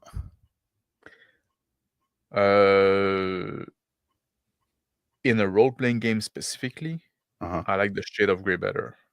Yeah. And the reason for that is because role-playing game for me is all about choice. And if you make the bad guy just evil, you have to fight him, right? Yeah. There should be relatable justifications for what evil people do. But Zonalar's right here. If it's pure evil, it's a supernatural like entity. I don't have a problem with that. I think it's great. Yeah, and those work for some case. Yeah. And especially like I think they work even better in like higher level campaign, right? If you do a long campaign and then like the player like our end of campaign, it's basically like cosmic level fucking threat, right? Just like then that's fine, right? But so I don't mind the motivations that are relatable. I don't mind them being like, you know, addiction to like power or debase desires, base desires. That was also the point I was making, right? Just like people don't choose to be evil. Yeah. Their motivation is something else. Like they want power, they want revenge, they want something, and they're willing to do evil to get it. And I also like close-knit, like vengeance is a really good evil motivator. Yeah. And protecting those closest to you at the expense of everything is a really good motivator. And I think they're relatable and awesome. Yeah. And especially when they're doing it and it's like insane. Yeah. So like, but also like what I like in role-playing game is like I don't like when you're presented with an antagonist. You're presented with a bunch of people that want different thing, and it's up to the player to basically to choose who the antagonist is going to be, right? Oftentimes, you know, especially like, you know, again, in one shot, sometimes things are different because we want to expedite.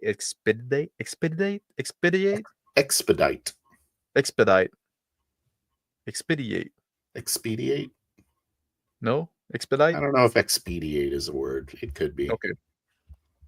I prefer expedite. Maybe it's expedite. You probably know better than me. Expediate's probably a word though.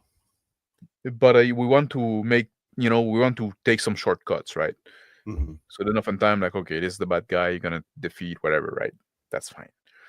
But if you play like a longer campaign, you probably want, you know, like with Divot, right? Right. It turned out to be your antagonist in those first session. Didn't have to be. No, he was going to be our employer for a little bit. Yeah. He was a guy that wanted something. And we, you know, was he evil? He was willing to do bad stuff to get what he wanted.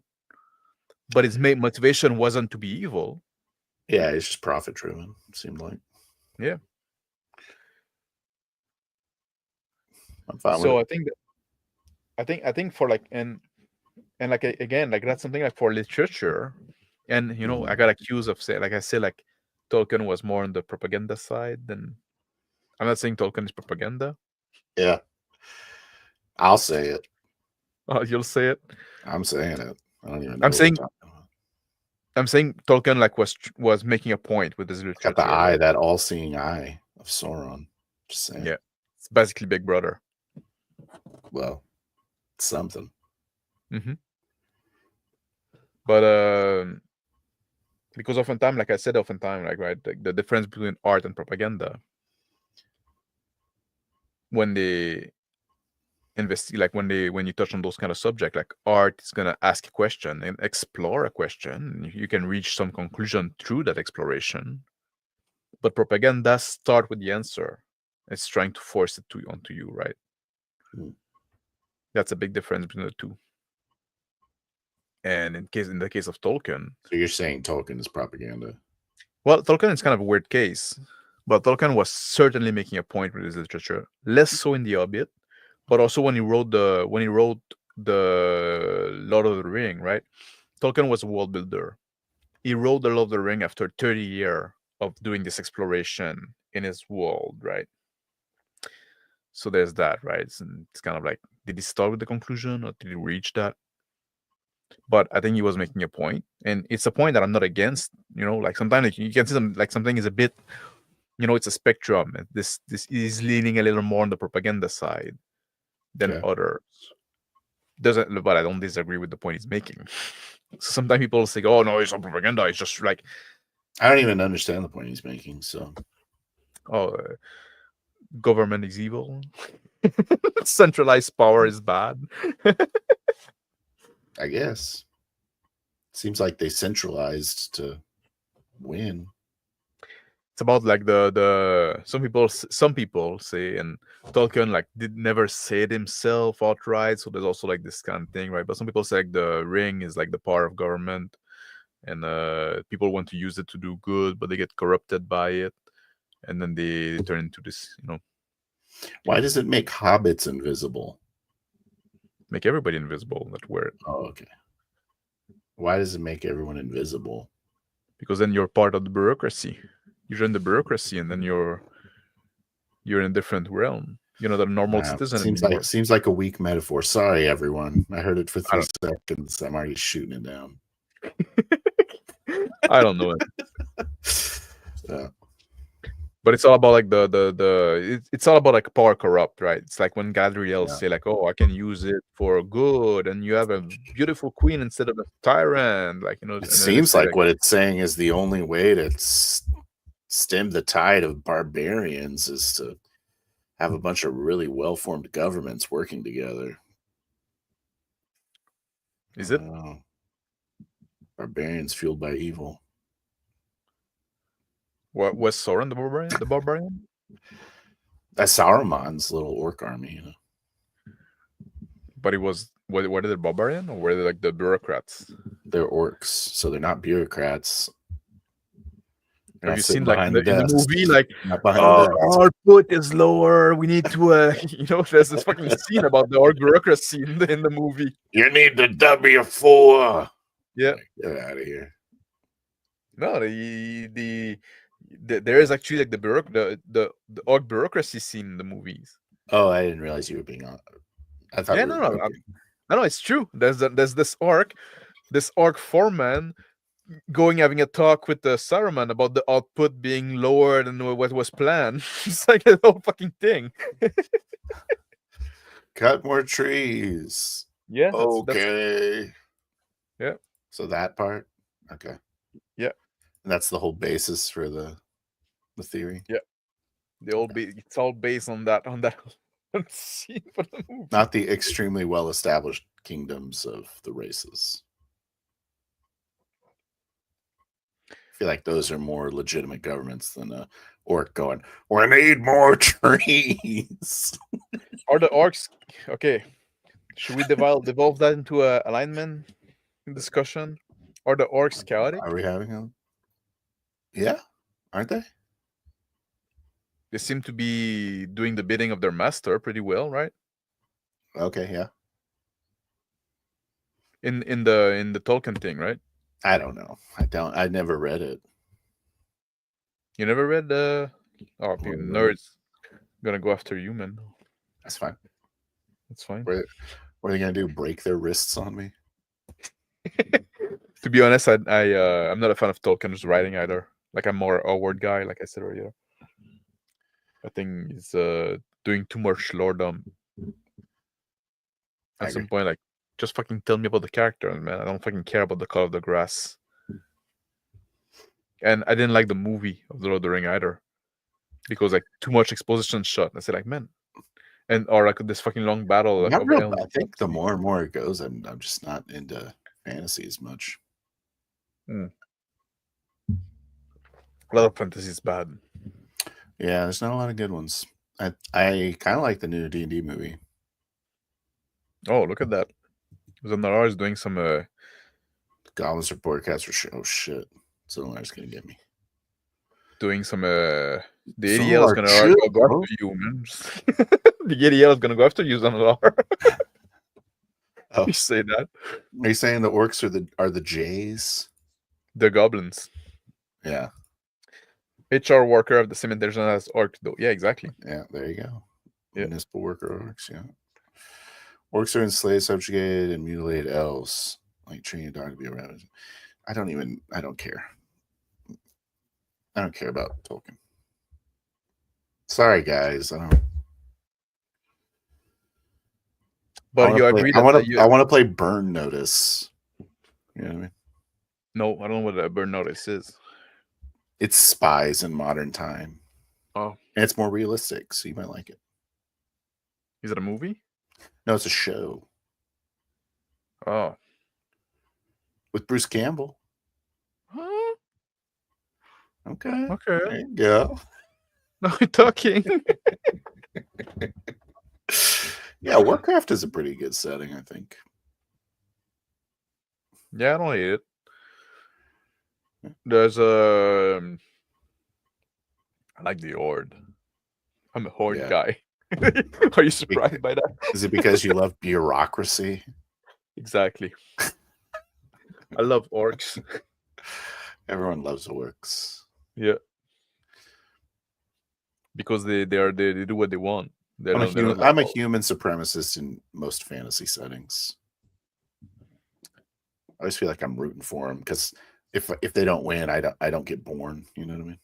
Yeah. The thing is that I don't really like civilization. Yeah. But you like art.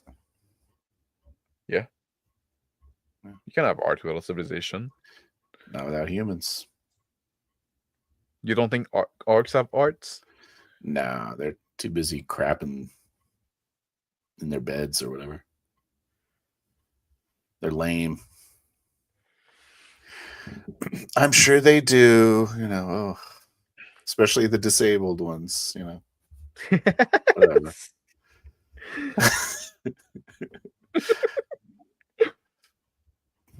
Okay, so basically that was my point, but I know a lot of people disagree with me, especially because I kind of say especially with about the Tolkien part, right?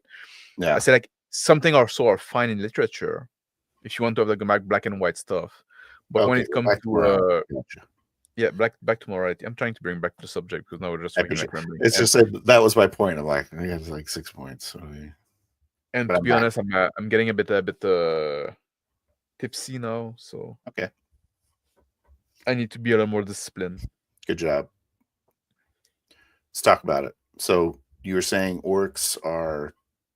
No, I'm saying in literature you can get away with some stuff in literature. Okay. But if you do them in if you try to translate them in role-playing game, you're gonna make your game a little more railroady. If you present the player oh, this fucking entity from outer space is coming to Earth to destroy the world, right? Saying, okay, I guess we cannot to address it.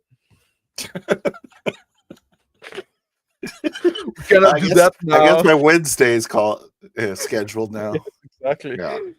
Well, I wanted to go to market, but I guess now I have to do that. Yeah. Yeah, okay. That's a really good point.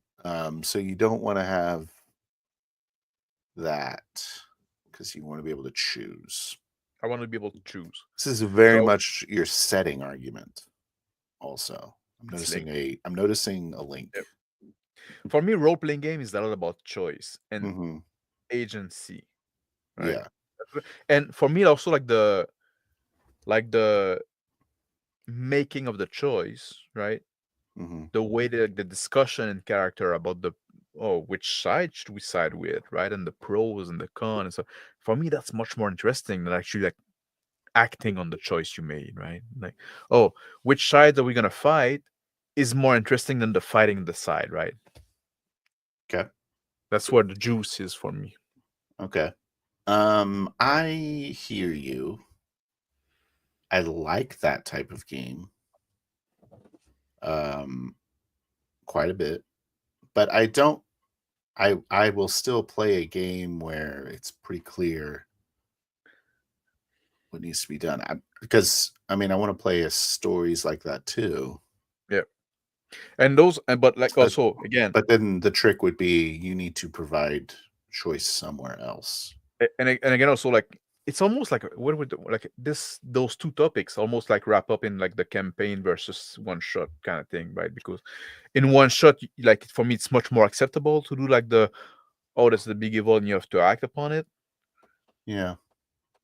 But if you want to do a campaign, you need to leave me like more room to make choice. You need to, if you want to do a campaign, if you want to do like a series of adventure that we're gonna go on, I need to have like choice and agency of which side I'm gonna go with, on which adventure I'm gonna go, on which like I don't want to be put on the railroad.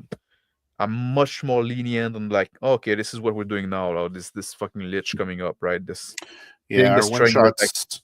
It seems like our one shots on the session 0 almost get the rails put down. Well, it's almost like we make the decision there, right? In the session 0. So okay, but again, like the way we do the session 0, we almost get away with that because we make this decision already. Kind like of. in the Rising Sand kind of campaign, right? Yeah. Yeah. Rising Sand, was Rising Sand on rails more a little bit? I think we had a couple of options.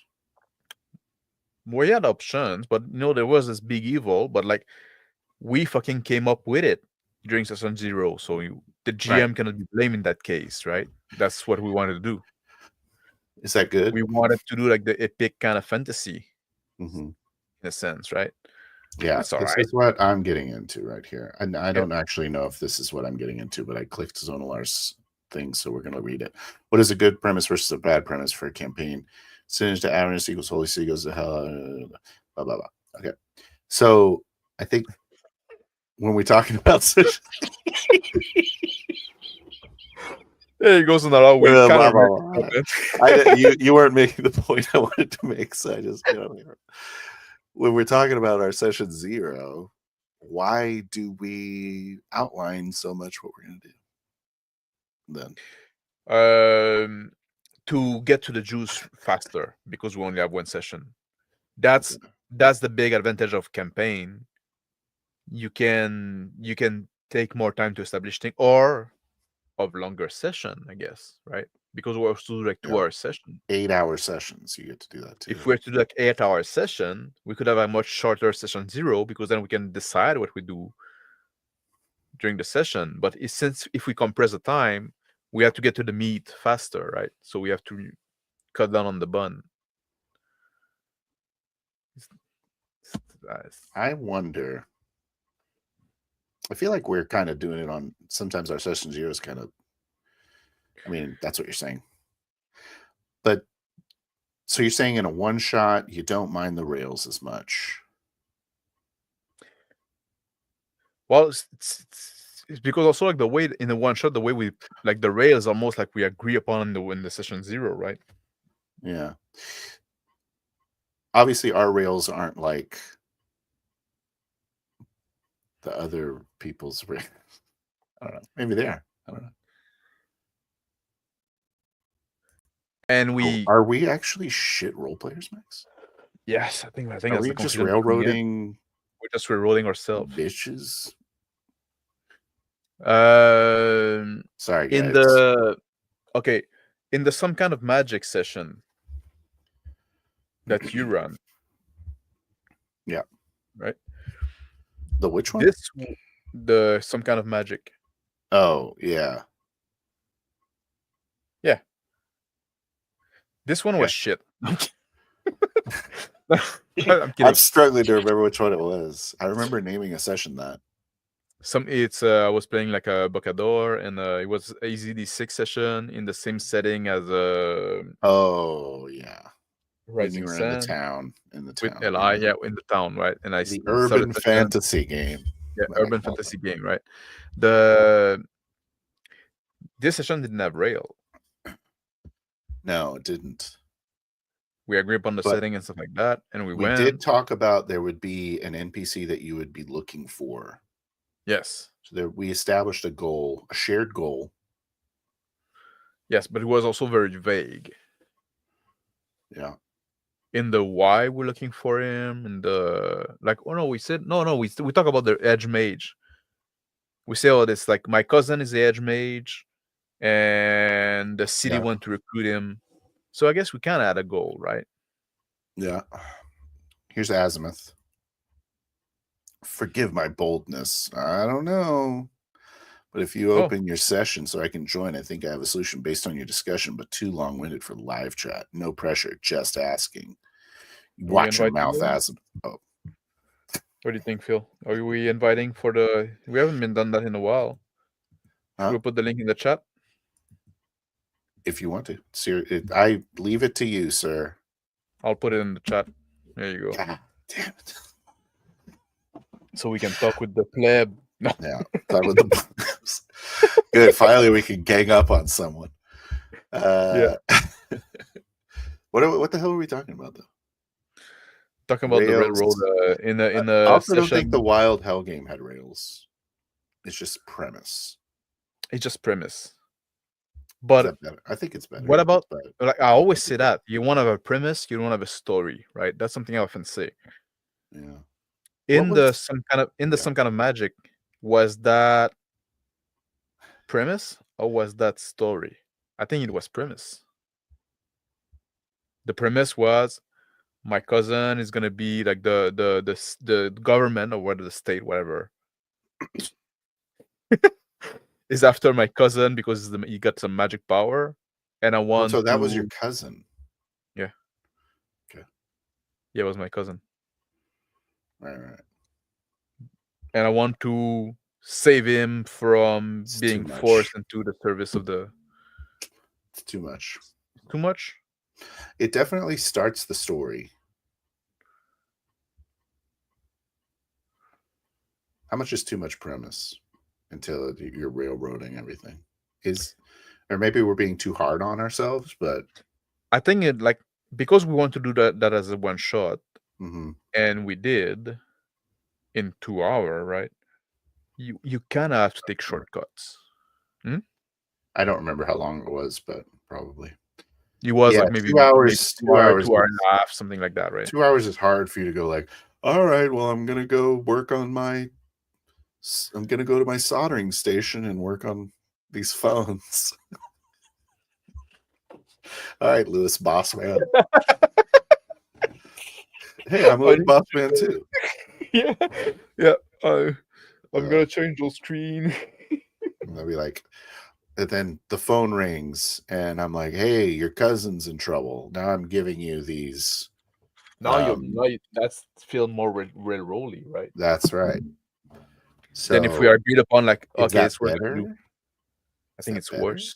So it's better to do it out of character than have it presented to you in an immersive in-character way. Because if we do it like in session 0, it's more. I'm picking everything. It's more player driven. Yeah. If you do it in game, it's like, oh, I'm presenting now it feel like, oh, this is what the GM is putting in front of me, and he put in like kind of an emergency. Yeah. And I don't really have a choice to go do that, right? And Max is like, great, I have another fucking boss. Yeah, exactly. Exactly. What, you're gonna fucking tell me what to do? Let me guess. I have to follow the speed limit too.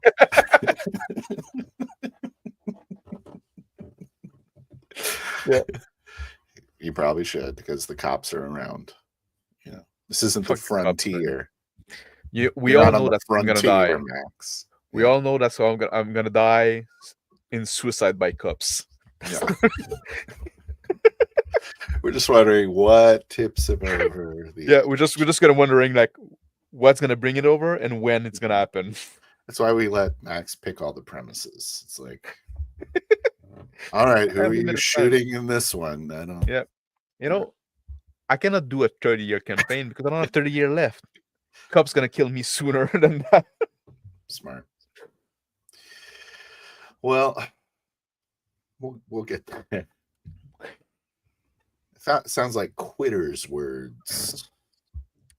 I don't know. I think we solved quit if somebody else take you out. Yeah. They don't call it meeting up with the cops. That's not what it's called. Meeting up with the cops for a chat. No, that's not what you're doing.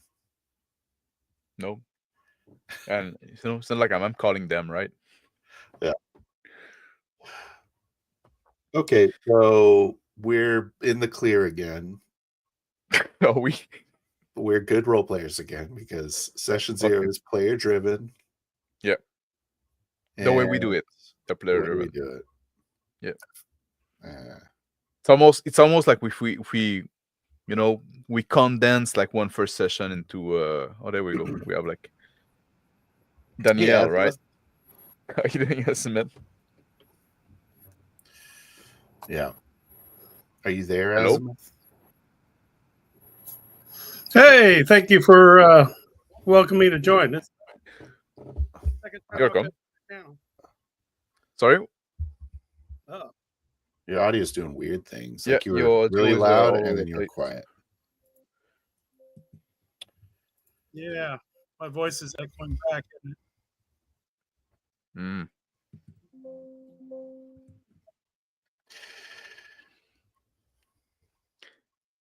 Start talking because it sounded like it was okay. Test.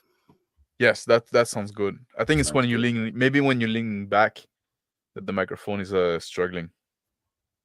Just lean back and try it. Sounds fine. Go like that. Just stay right here.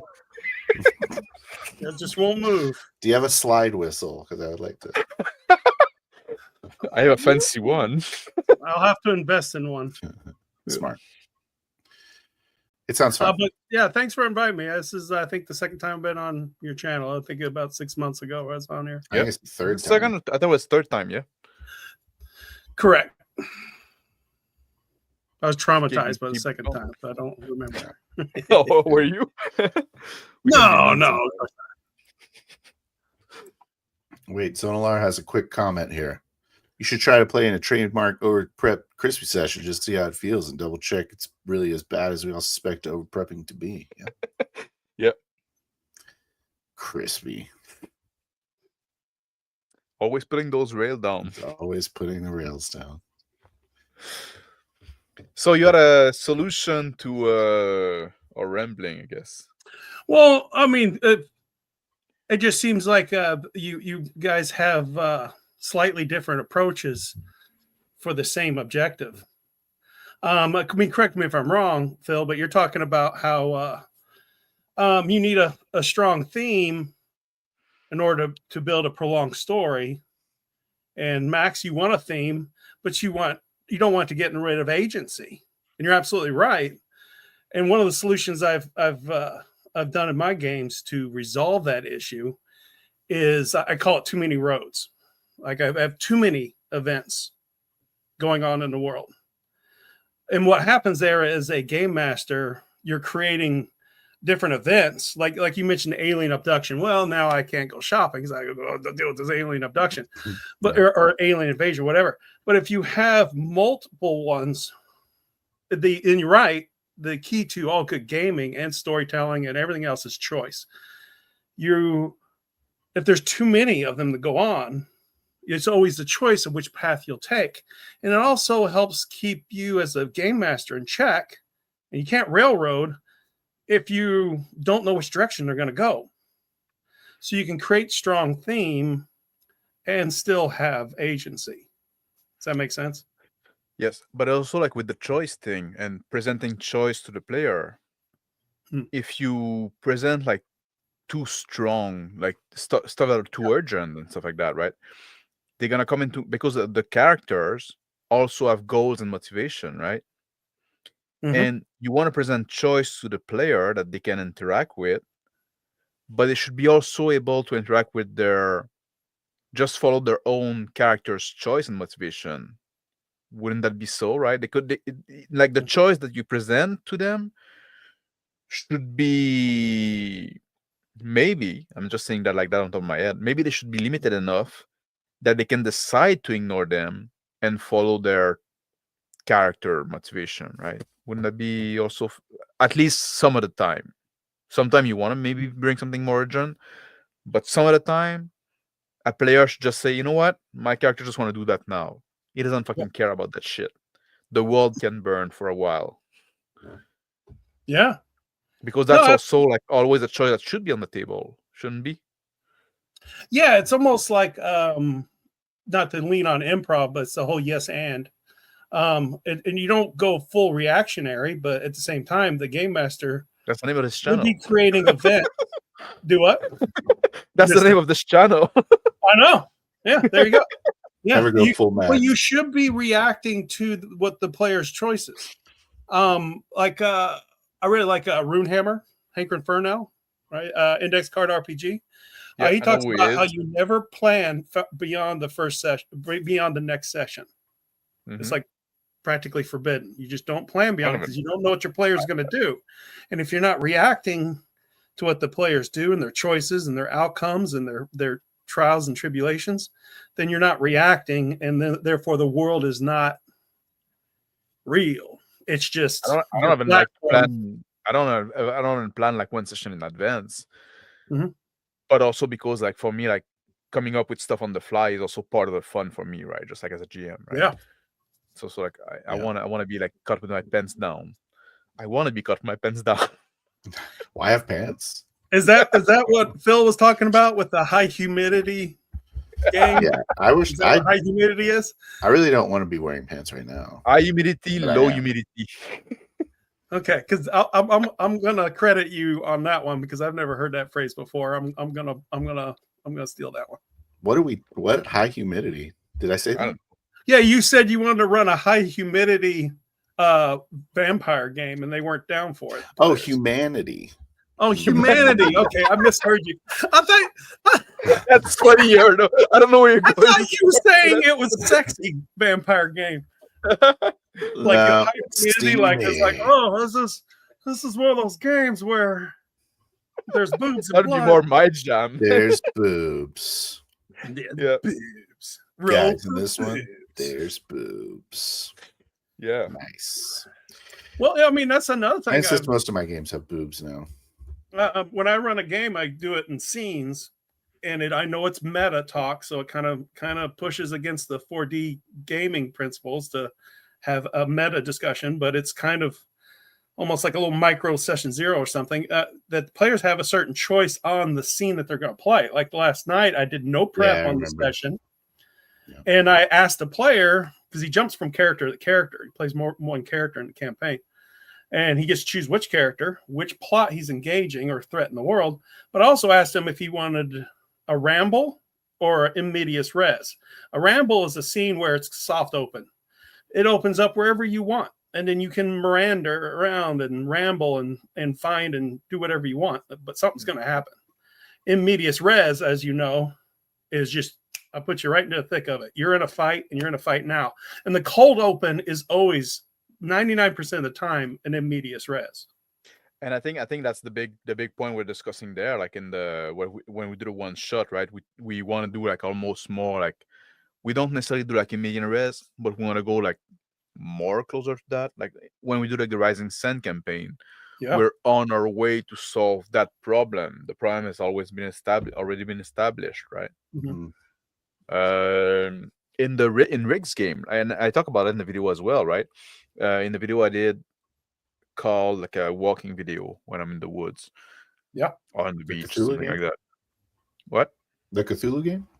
Yeah, so the Cthulhu game, I made a video about like some things I like in the hobby, because like the Rick's game of Call of Cthulhu made me realize a few things, right? We were supposed to do the one shot, and I hope we're gonna finish that, but we didn't get to finish it. But part of it, and something I really like, is like we didn't do the in media res start. We all started separated, and we all like, and I was in my jazz bar doing some, and I throw a bone to the GM saying like go see the barmaid and say like, oh, did somebody like contact me? I'm waiting for like a message from a contact, right?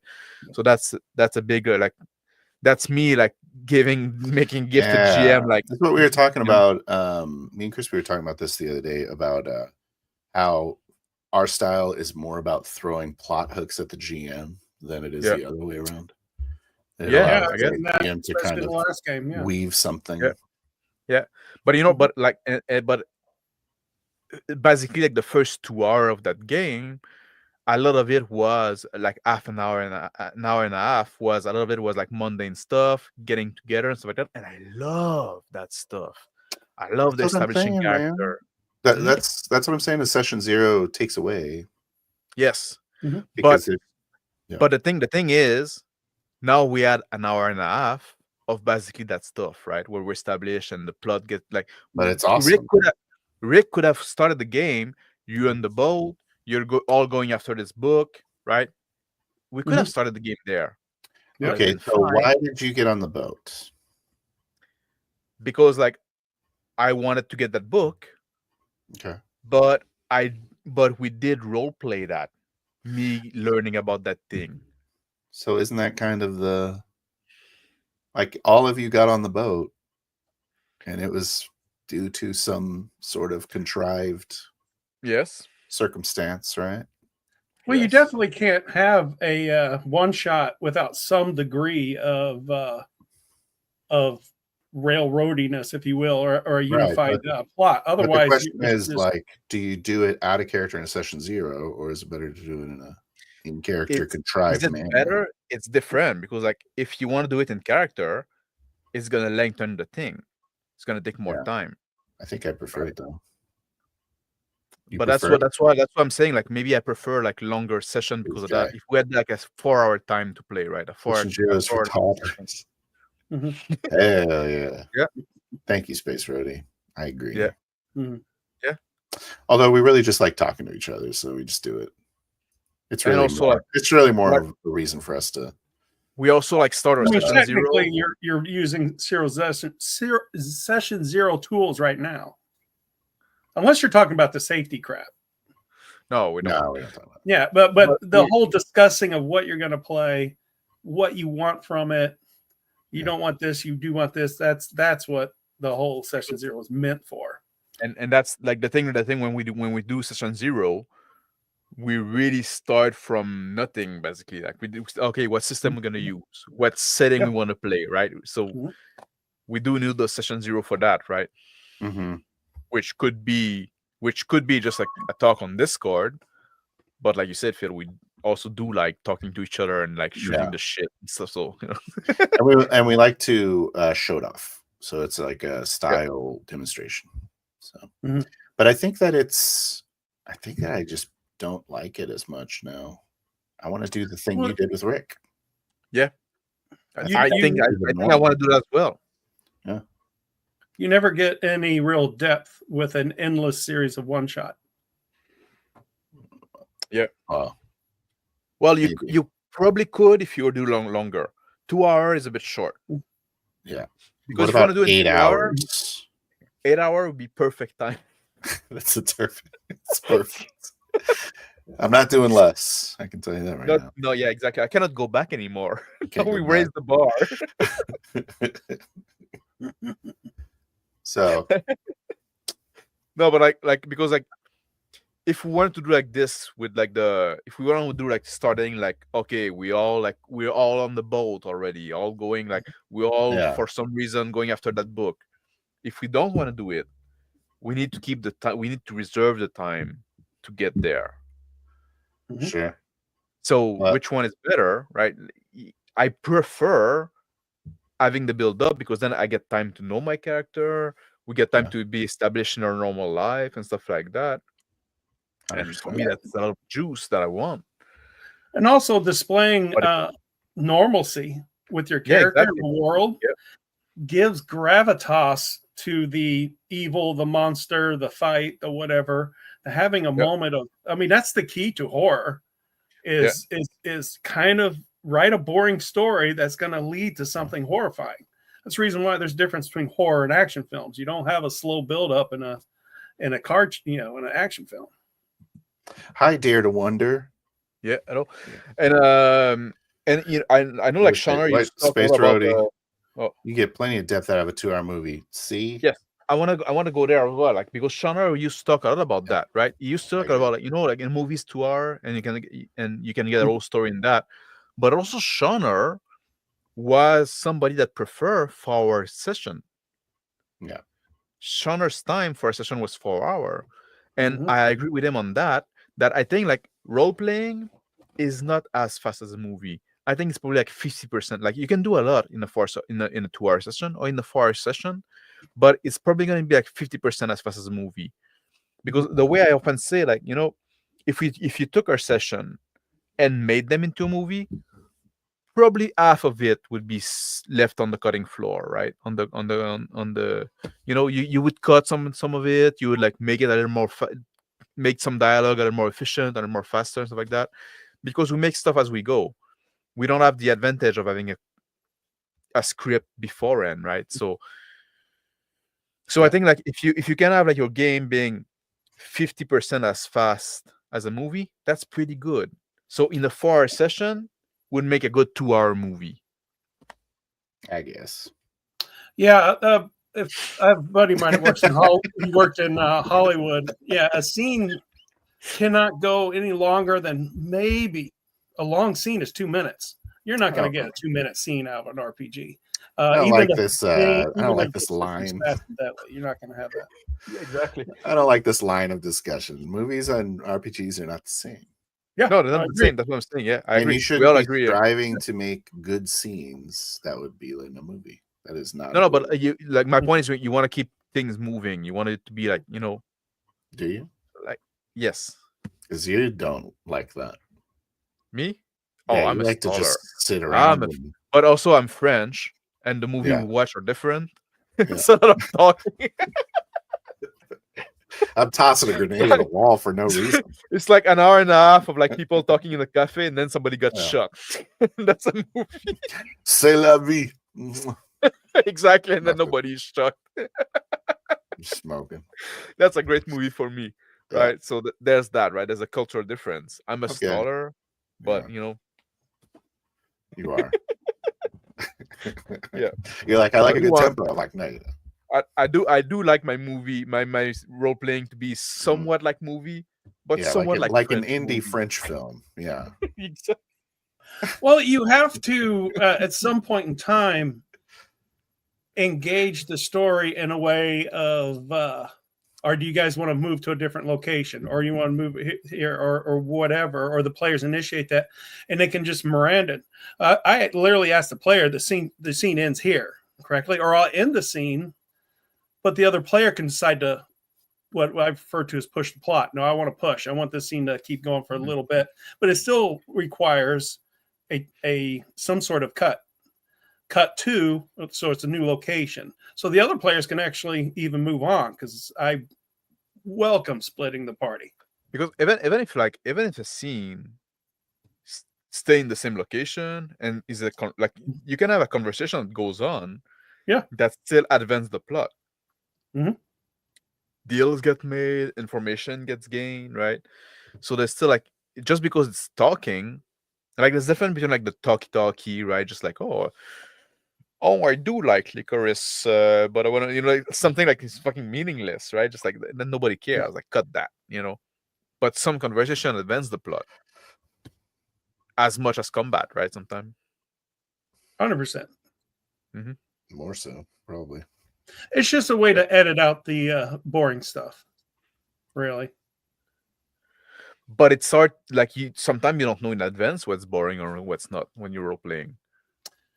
This is true. That's my point. That's my point. That's my point. If you go back in editing, that's where you would trim, right? You say, those 2 lines here, they don't add much, but you don't know when you're fucking making them up as you go. Yeah, you're not making a story. Yeah, you're talking about character discovery, where you just want to sit with a character long enough, like with the one where the Call of Cthulhu, you want the last one I saw you guys with. when you're on the boat and the river and such, and you're at the bar and you're spending time with the character, not just to find your character's voice, but find out who they are, but also the other character. Yeah, and that is part of the fun of a one shot, but it's also the most limiting aspect of a one shot, because your character and the story and the campaign doesn't become emergent until you put time and effort. You can't cheat that. And there's no getting around it. And normally you need multiple sessions for that. In that session, right, of the Call of Cthulhu, there's no moment there that I wouldn't have role played, because all them, like, even if it was just like talking, like I always felt like I was learning something about a character, learning something about a situation, getting somewhere, making some deal, moving some kind of relationship or some plot forward. If I was to make that in the movie, I would cut out half of it for sure, easily. It's not a movie. I don't care. But it's not a movie, exactly. Like, I agree with Phil. Like, that's the point I'm making, right? Just like there's some similarity, but it's not a movie, and it's not a book. I mean, you're right, Phil. I'm just borrowing its language, if you will. But the goals are totally different. So yes, you're not trying to make scenes. You're not trying to do anything. The scene comes organically. Everything is because you're role playing. So, I think that we only talk about movie because it's often like it's something that people can relate to. I know, I hate it, but it's important like to talk about movie and highlight the way that they're not, that role playing game are not like movies. Oh, okay. Yeah. But sometimes a little bit like them. Never once. What? Okay, maybe once in a while. Once in a while. By an accident. Yep. By complete fluke. Yeah, but in short, what you guys are talking about is the exciting incident. The exciting incident that incites the story, that pushes things forward. It can be too heavy and it dominates any choice you might have. But if without it, you don't engage theme or an overall story, which you have to do, because no matter how powerful you are, the world happens to you. Zolar's complimenting me. 1 second. So, Phil, I believe you were trying to create a scene. You were not trying to create a scene when you punched Stockmaster in the face for the shipping still, but it made for a fan. I know. Oh yeah, that was a fucking great scene. Was it? Yep, I really loved it, and he was really needed in that point. That was me trying to stop Crispy from putting me on a rail. He kept trying to talk to me with his NPCs. I'm like, you shut up. I'm gonna go find my own and spawn. I tried to shoo her away, and she wouldn't fucking leave. But I like what you're saying there, like Asmut, about the initiating event. Is that a word you use? Inciting event. So it incites the story, or most people call it a hook. Call to an adventure. Yeah, call to adventure. Yeah, if you only present the players with one call to adventure, then it's railroady. Yeah, but sometimes you can't avoid it, especially if you want a short one shot. Right. I think that's the big point. I think the initiating event. That's a big difference. It's either in a one shot, it's either contrived in session 0 or by the GM. I really like that's the big difference in style that we're talking about, right? Just like oftentimes what we do, we move the initiating event in the session 0, and then we start the session 1 just after. I think in the Call of Cthulhu game. Oh my God. Sorry, go ahead. Sorry. I really think your point about the 4 hours is good. Like, the 4 hours is the only way it really works, because I think Shauner doesn't. I would say Shauner is or was more of the let it happen and role playing solves everything, right? Yeah. So I only think that works with the 4 hours. I think you're right. That's all. Your tribute video to him with his passing was well done. Thank you. I'm very glad we did it, especially since the family got to see it. Oh, that yeah. So we should do 4. I can't do 4 hour sessions. That's the problem. That's a problem. It's the time, people like some people have job or like life outside the game. I wish I was just a Bitcoin millionaire. That's my dream job. Bitcoin? A Bitcoin millionaire. Yeah, it's pretty relaxing once you get over the hump of losing fucking 10% of your wealth in one day. Once you make peace with that. Some people settle for Bitcoin, couple of thousand there. Depends on their. And they just go to the woods. Oh man, I just fucking lose like fucking 20,000 today. Not again. Oh well. That's gonna. It's not a Ponzi scheme. I guess I'll eat bologna. It's normal. Yeah. Did you get on that Doge train? Oh yeah, I am. I don't know why I didn't. I don't know why I didn't. Like as soon as the election was over, I should just be like, I'm just put $1,000 in Doge. It's a Ponzi scheme. Don't do it. No man, it's great. But I mean, it's all good. I know. I'm assuming you're joking. Everybody, what? Bitcoin is a scam. It's don't fall for it. I've been living out of it for years, man. Really? Yes. That's what Phil is like. Phil is laughing at me now. I want Max's job. Yeah. I've been into it for like more than 10 years. He's an early backer. Yeah, that's why I don't have a job. Wow. I'm kind of okay. But also like I invested early because like I studied economics, and I was big into technology.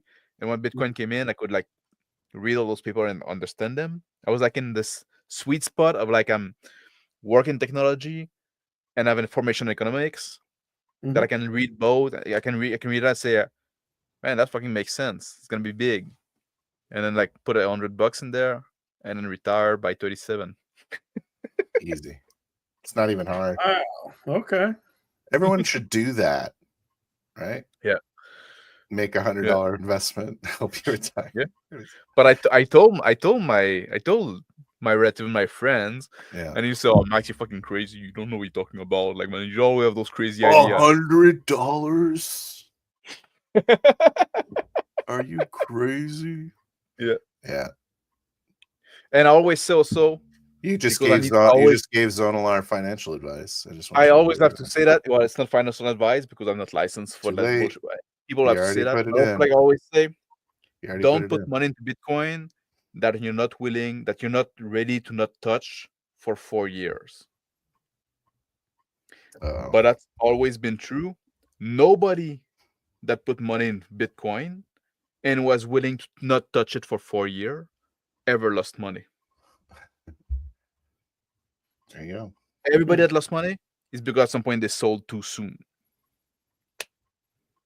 But if you're willing to keep it for 4 years, I think I'm hitting 4 years right now.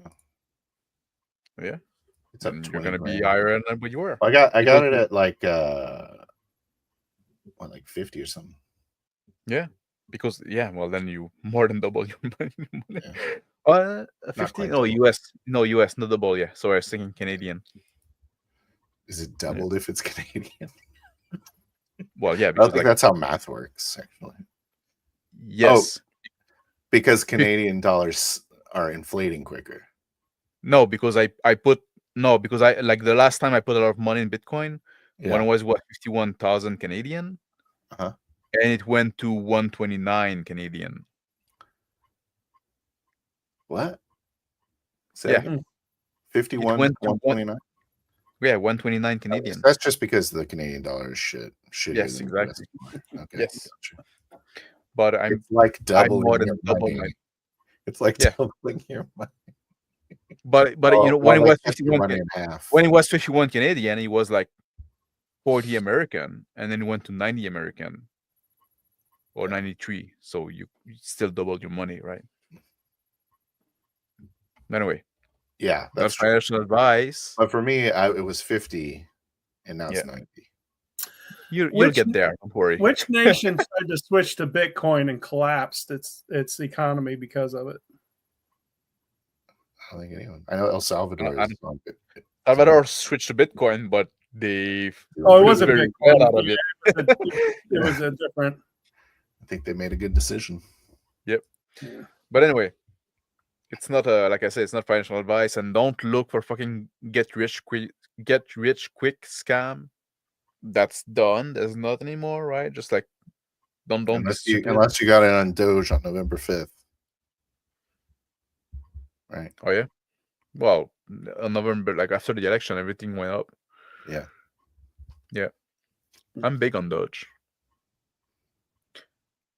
Smart. Yeah. I have reason for it. I think you can add it because it's the original meme coin, right? Yeah. They all try to reproduce that. They can't fucking get it. NFT? Nope. I'm gonna go get some NFTs. Nah.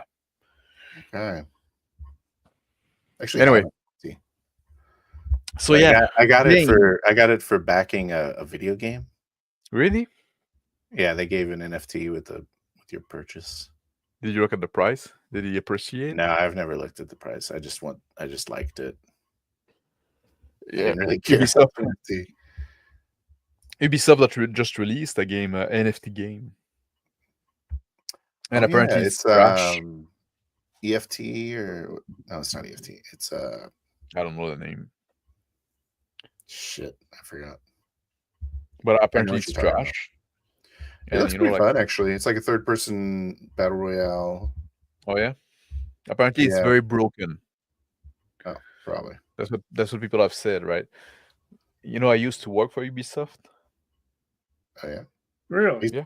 I used to work for Blizzard. Oh really? Yeah. I didn't know that. What are you doing?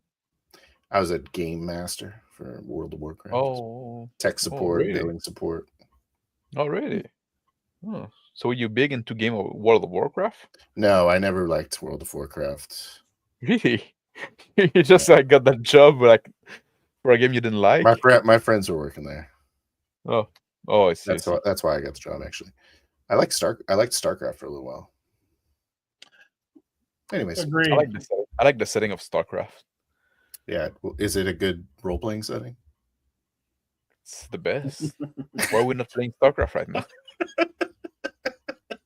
We'll see. You get two exciting incidents. It's either the Zerg or the Protoss. You have two choices. Way worse than freaking 40K, right? Yeah. Oh no, it's much better than 40K. Yeah, of course. I'm actually playing Far Cry right now. I'm beating Far Cry 5. I work on that game. You worked on Far Cry 5? Oh yeah. Far Cry 5? Yeah. That's cool. It looks good because of me. Oh well, thank you. Yeah, I'm welcome. You're welcome. I'm really liking I did all the most of the secondary motion on that game. So you know when the character move and like the hairs move and the jacket move and their pendant move and all that shit like that. I did all that. Does it? Yeah. It does make a big difference. Yeah. No, I mean I don't remember that happening, but I guess it does. That's when you know it's good. That's when you know it's working. Yeah, because if you notice it, it's bad. So you did all the boob physics. Yeah, I was basically yes. I was the jiggle physics kind of guy. Jiggle physics guy. Yes. And we're back to boobs. That's my specialty. that's actually like big part of my specialty. Yes, you have to study the breast. Yeah, I like to think you're doing a meeting. If you make it too jiggly, it looks silly and people notice it, and then it's bad. If you make it too stiff, then it's also bad, right? You have to find the right balance. And yeah. So you have to, what are we? Barbie dolls? Hours of fucking studies of how boobs work, boobs move. Good for you. Good for you. So you can reproduce it in the game and make it look real. Yeah, it's called passion. And, somebody has to do it. Yeah. They're like, man, I wish we could find one person willing to work on the boobs in this game. All right, let me just look at some reference, guy. You're like the only computer that can look at porn in the office. Everyone's like, yeah. What did they call the cleavage area in Hollywood? Silicon Valley. Oh yeah.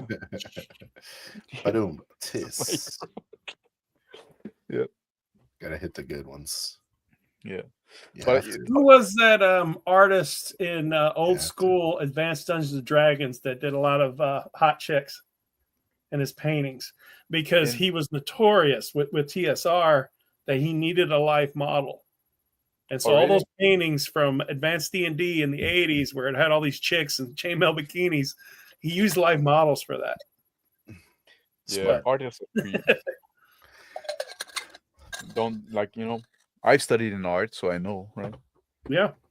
They're fucking creeps.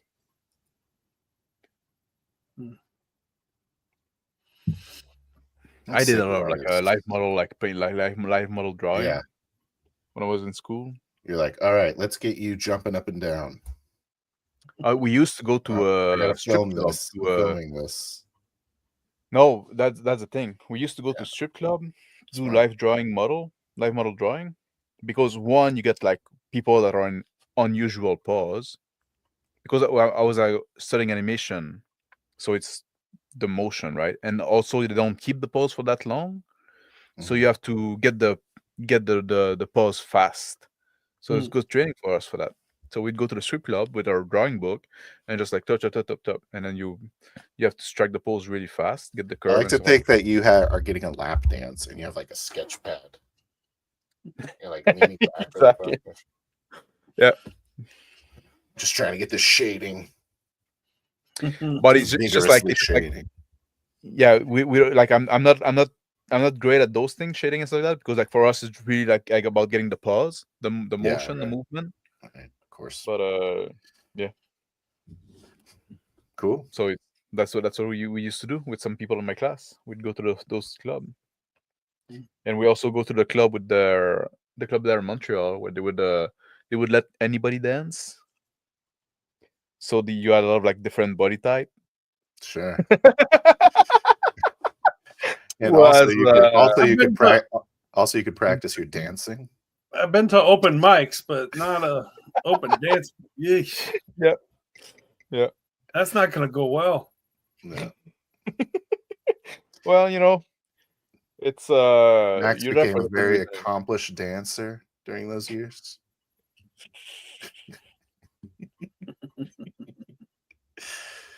It's good for you, man. Way to have confidence.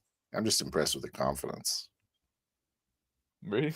You gotta get those tassels. That thing is fun. Good. You know, you have to develop a good body feel, right? Sure. Understanding how your body works and stuff like that. Absolutely. It's useful then when whatever you do, right? Mm-hmm.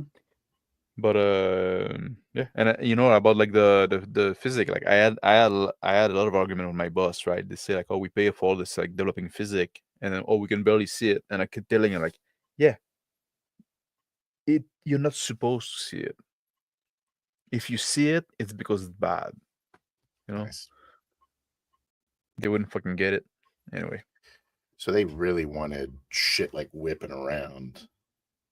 Like, yeah, exactly. Like exactly. Like you make or like trees and stuff like that, and they say like, "Why you barely notice it?" I say, yeah. You want me to fucking make the trees like fucking rubber, like just like fucking dancing, like fucking like car salesman fucking thing, right?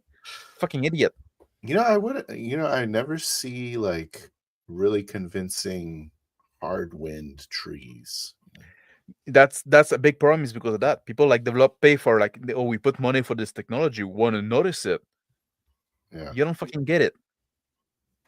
It's supposed to be invisible. And then you're like, I'm gonna go buy $100 of Bitcoin. See you later. Exactly. It's like like the audio guys oftentimes have the same problem. Yeah. Like they put the footstep and stuff like that. If you notice them, they're bad. Yeah. Like you can either notice that they're not there or that they're too much there. When it's done right, it's invisible. So it's very ungrateful work. But you know, somebody. Well, I'm gonna really try and pay attention to this to the body secondary motions. Yeah, if you play Far Cry 5, and it's gonna be very visible if you play Far Cry 5, and then afterward Far Cry 6, on which I didn't work. You're gonna notice the difference. I probably won't play Far Cry 6. It's not worth playing. Yeah. I want to play Far Cry 5 because I really like 3. I skipped 4. Yeah. Did you work on 4? No, I don't think. Yes, only on the DLC of 4. Okay. With the saber, like it was the in the Stone Age kind of thing, right? Oh yeah, that's right. I remember that. Primal. Yeah, I work on that one a bit, but mostly for promotional material like trailer and stuff like that, like pre-render scene and stuff like that. Cool. So I got I got Max's masterpiece I'm playing through right now. Yep. Nice. Have you seen Arcane League of Legends? The series? I haven't watched it, no. It's good, but more importantly, why it connects to what you're talking about. I couldn't understand why on the first watch why it expressed so much emotion with the characters until I rewatched it with a friend, and it's the micro expressions in their eyes. Right, people's eyes don't sit still; they twitch and they lose focus, and they do that, and so that subtle secondary motion that's not you don't quite pick up on it on the first viewing, but once I started looking for it, I saw it, and it just kind of reflects what you're talking about. That's another specialty I had about facial expression and stuff like that, facial animation. Okay. Yep. And I spent a lot of time like studying, like the show is called Terror of Your Skin, right? It's funny. I spent a lot of time like looking at the picture of like plastic surgery and people with their face skin off, right? Dude, the Seed guys, whenever there's like cinematics and they're talking to you and their faces in front of you, those are really intense. Like, I don't know if you were a part of that, but they're all really, really intense and crazy. Yeah, it was. I did like the underlying system for the face to be animatable, stuff like that. Yeah. Yep. It's a very intense and like captivating NPCs. So I know the a lot only about ones like that are interesting too. All the good guys are shit. Yeah. But all the bad guys are awesome. Yeah. I know a lot about like all this like all of the face work and shit like that, the muscle and and where the pocket of fat and all, like I can predict how people like are gonna age because of that. Cool. But oh, you left us. Or you kick him out. I can get him out. Well, maybe I had an issue. But what else going with that? Sure, Max. Animation. And that's also something that oh man, like I fought so much with people. I'm just telling story. I fought so much with people. They want they want to would make like fucking texture of face, and they would want to put like the skin pore and shit like that, right? And then the pores, yeah. Because if you go close to somebody's face, you see the pores, and they would say that and say like, yeah, but now you're making fucking every character look like fucking Krakow. You shouldn't try to imitate what you see when you go close to somebody in real life, because it's a media that's on a screen. People are used to see like cinema has been around for 100 years, and people in movies have makeup to hide those pores. Yeah, that's true. So if you put those pores on the screen when you're doing a video game, you're gonna make people look fucking awful. And they wouldn't fucking get it. That's also a big fight I had to have with every fucking director that would work with. I say, stop fucking doing that. You're not imitating real life. You're imitating movies, cinema in that sense, right? Yeah. Smart.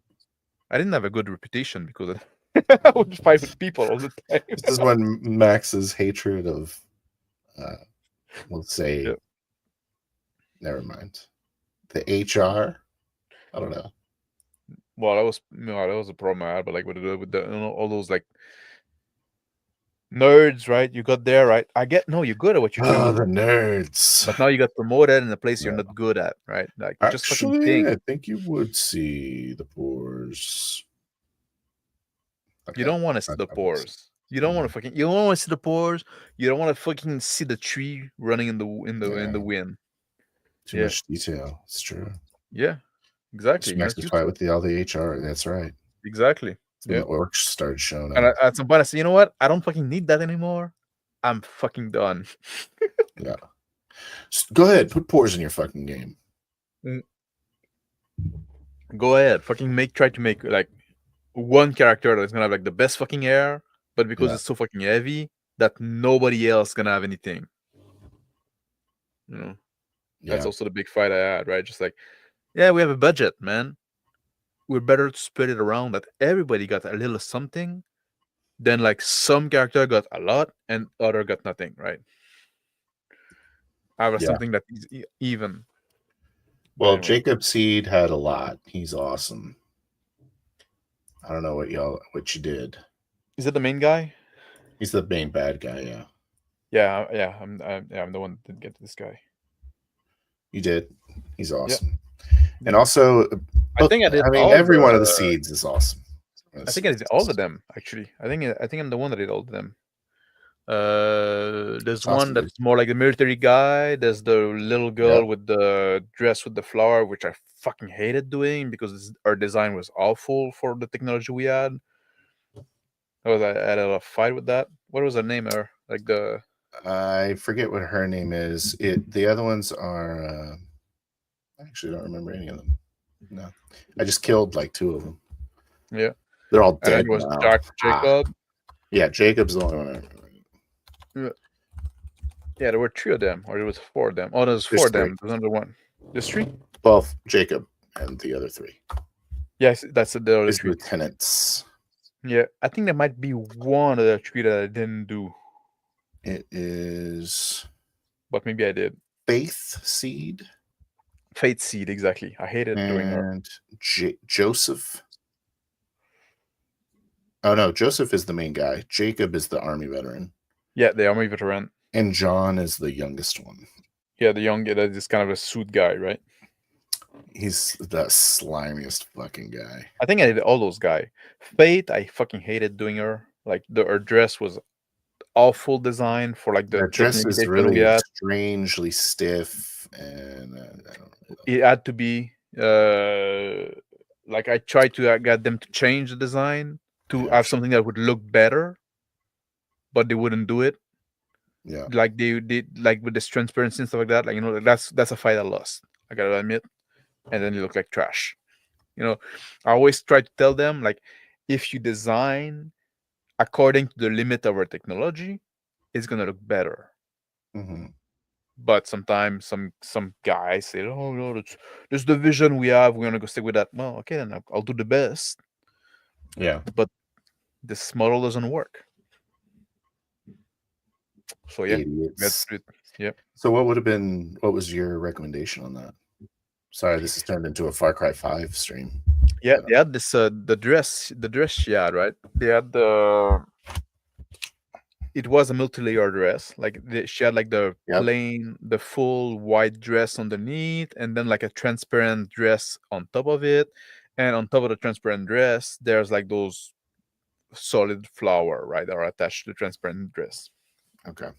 And what's very hard is when you have multiple layers like that, the layer don't collide with each other really. So every time she would move, then you would have the solid layer go through the hard layer. Unless you make it like kind of like weirdly stiff. It is very weirdly stiff. That's the point. So I say, like, just give her a dress that is not multi-layer, and it's gonna look better, right? Yes, it's cool having the multi-layer stuff. So they just wanted to have flowers. That was the issue. The flower weren't really the issue, although they did cost a lot. But because she's alone in the scene, you can allow it, right? You know, but also like she was floating around and shit like that, so she was doing a lot of like unusual movement. Yeah, very dynamic. So it was like the worst design for this character, basically. Yeah. So yeah. This guy. So what's the good? We're talking about it. Don't worry about it. Jesus. Yeah. So according to Phil, it's anything. What makes a good setting for an RPG? Anything. Yeah, I'll play in any setting.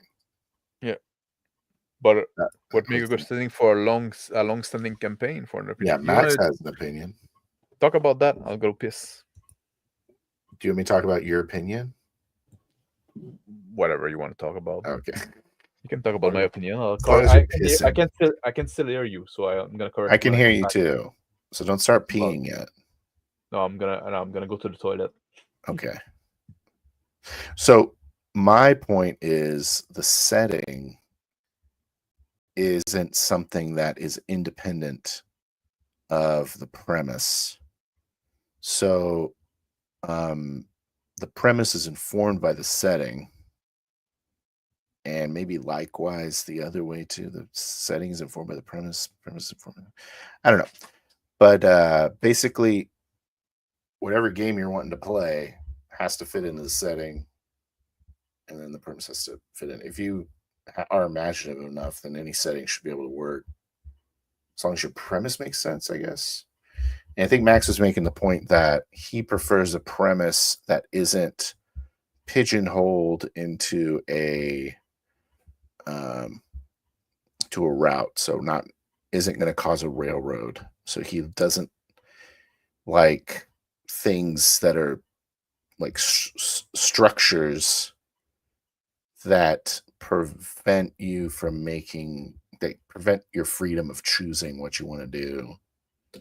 And I disagree. I don't mind playing a game where you have a lack of freedom of choice, but the point was made basically that is more of a one-shot game versus a campaign. Now, I think you could make a campaign with like a strict premise at the start, because eventually you're going to get through it. I guess you don't have to eventually get through anything. See, this is the issue, is that I think anything's possible.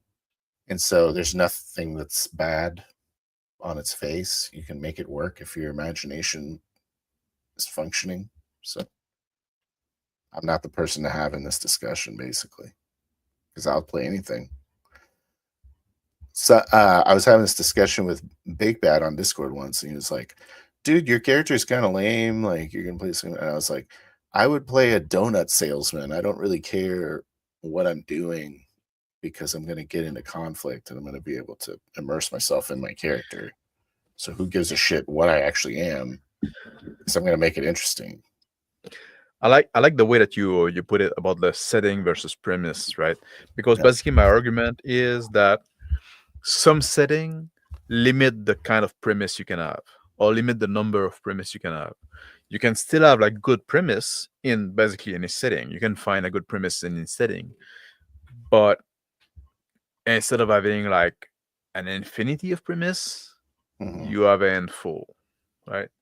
That's like, I guess that's my big point about like some setting being inferior for RPG. Not saying that they're not like usable, but they're a little more limited.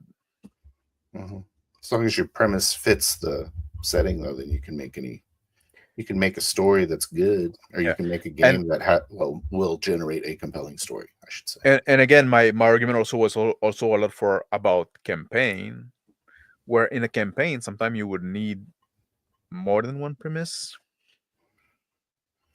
Yeah, I don't know. I think that's when goals matter, So I guess you need to have the ability in your premise. You need to have the ability to have an independent goal, maybe. But even that, I think a code can substitute for a goal. So like living your life by a code could be a goal. I guess I want to live my life by this code. That could be your goal. But I think that those can that's oftentimes like gonna or have both influence which premise you're gonna follow, right? It'll also give you reason to not pursue your goal, because my code says this. Yeah. But like and like I said, like a campaign oftentimes will need many premise, And oftentimes, like, it's good to have one premise to start the campaign, get the ball moving, but then after that, the premise oftentimes are like player led in a sense. I don't think so. You don't think? Oh, really? So I guess in a way, I guess what is a premise? So what is a premise? I guess just what your character's been up to up until that point is the premise, right? So you can't really not have a premise. A premise of sometimes like, oh, this thing is happening that is disturbing normal life. Yeah. So like your Cthulhu game, you start out experiencing normal life, right? And the premise is so like this. The premise is that there's a valuable book that is on the move, okay, and that we all want. So you're saying the conclusion of Act 1 could be your premise if you're thinking in terms of story elements. It's not only the conclusion because like I went on that boat because I wanted that book, right? We all have different goals. It's call to action.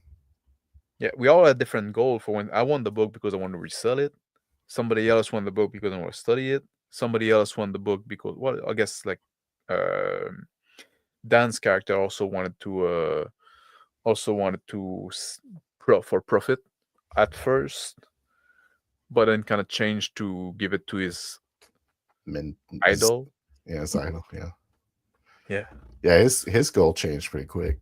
I want to marry Crispy.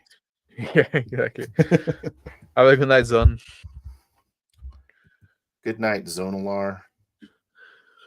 Yeah. Oh, Dare to Wonder's inviting me to a game. Maybe I do. Yeah, because I'm almost rejecting game. I'm not taking game anymore, to be honest. Like I said, like for me, like one game a week is fine. I like to be invited. I'm busy. I just like being invited. Makes me feel good. Oh, yeah. Makes me feel bad. Because then I say no. Oh, I don't have a problem with that.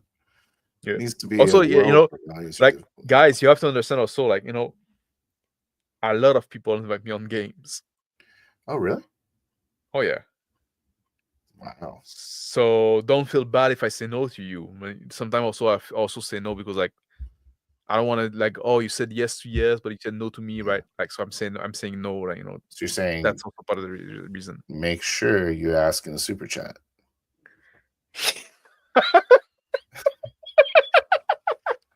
$20. $50. I'm kidding. I'm kidding. $50 super chat for support. Yeah, I'm kidding. No. Well, yeah, I'm not money motivated. No. I'm just like, he likes money. He likes money. He lives on Bitcoin. It's been a bad couple years. No, I'm just saying, like, we're back, baby. Like, don't feel bad if I say no to you. Yeah, I'm saying no to many people, and no one asks me though. So if I would say to yes, so ask Phil instead of asking me. Ask me. Oh, he's also like better than me. Everybody fucking likes. And then I'll go through. I got to go through the process of finding all these games I don't want to be in. Yeah, I got to do the thing you did already. Yeah. And we can start with Dare to Wonder's game. Dare to Wonder's probably terrible game. Yeah. I'm sorry, I'm an asshole. All right. Totalitarian dystopia like 1984 is a bad place for a setting. Unless you're dissident. It's true. Unless you're okay, so I like Dare to Wonder's point here. Let's talk about this point. Well, then just fucking join his game. Maybe I will. Hello, new best friend Dare to Wonder. He says it needs to be a world where values are difficult yet possible. Do you think that's what we're saying? I think it's a big part of I think that's certainly part of it, yes. Okay. And that's also like his next comment. And I told you dystopian like in 1984 is bad. And I know, like, I guess that whenever you went there to start the stream, because that's a fun time what I said, like, in a lot of setting that are very organized. Okay. Yeah, you need to add the extra layer if you want to have like place for role play that, oh, but you're criminal in that world, or there's a supernatural element to that world, right? You need to add an extra layer to give you some room to be individual with free agency. Okay, so the argument here is that the dystopia, you don't have the ability to have values outside of the cultural norms. You have place to have values. You don't have place to act upon them. Okay, gotcha. Like, let's imagine if you're just like in 1984, right? Did you read that book? I don't think so. Or seen the movie? That's a book worth reading, I guess. Yeah, I read Brave New World. I didn't read that one. I should though. You should read that one. Yep, I should. Maybe I'll be the Brave New World guy, and you can be the 1984 guy. That way, neither of us have to read. Yeah, we just compare notes. Yeah, just be like, you need to talk to Max about that one.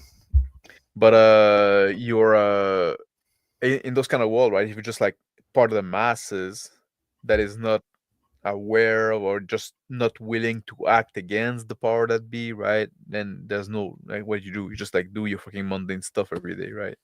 Yeah. So that's why you're saying like you need to be part of resistance, be a criminal, or something else, right? You need to add this extra layer.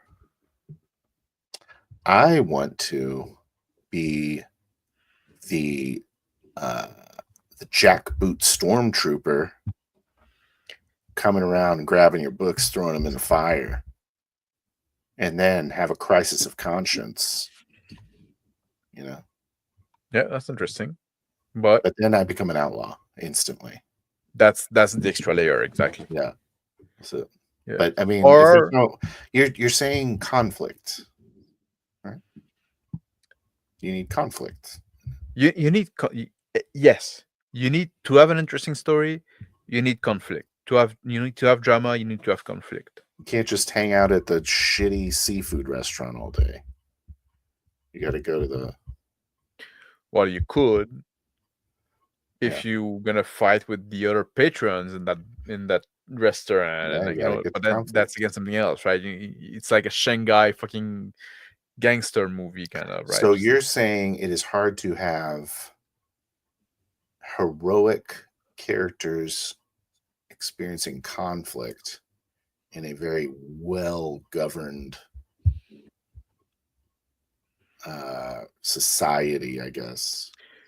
In a well-governed, especially well-governed and by well, I mean completely, I guess, completely governed.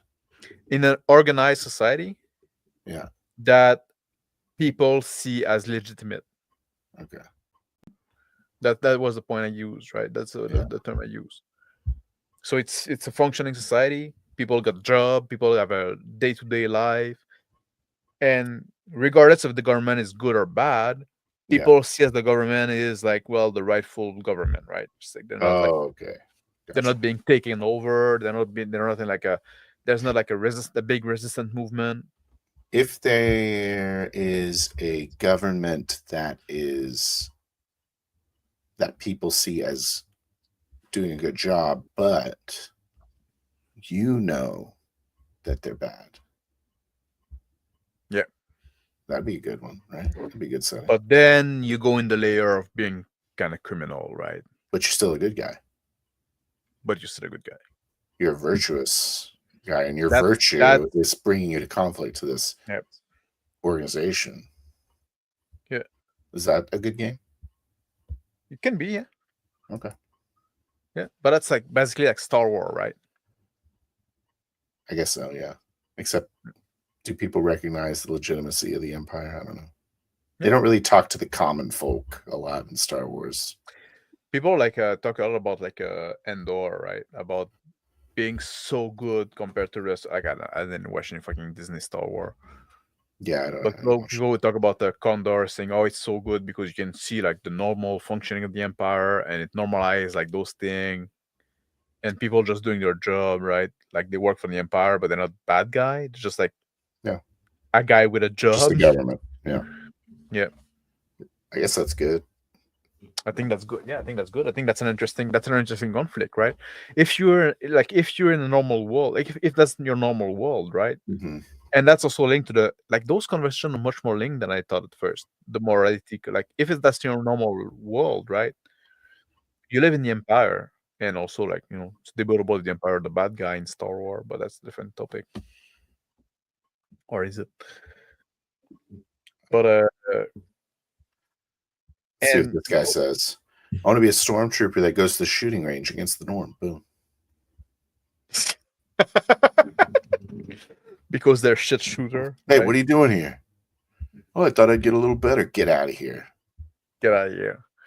No, I'm gonna break in. I'm gonna practice. Yeah. Imagine how fucking bad the Tusken Raider were. Because like Obi-Wan said, like, oh, those shots are way too precise. You cannot be Tusken Raider. They only missed by fucking 15 feet. This one actually hits the sand crawler. Yes, exactly. No way, this is a sand raider. Like, what? How do you know it's precise? How do you know a laser blast is precise? What does that look like? Tough call. I didn't even know that sand. I guess they do. They got the rifles, right? I thought they had like slug rifle, but anyway. Maybe. They but yeah, like this kind of morality stuff, right? If you're just like a guy, like, oh, we're living into what's a evil, what's a setting where like the ruled by evil, but it's not Star Wars.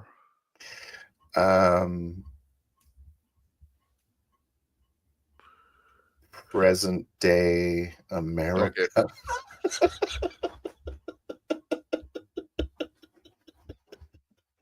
Let's go with one that's a little less controversial. Okay, let's think something else. Not real. Let's fuck, we mentioned them earlier. Okay, let's say like you're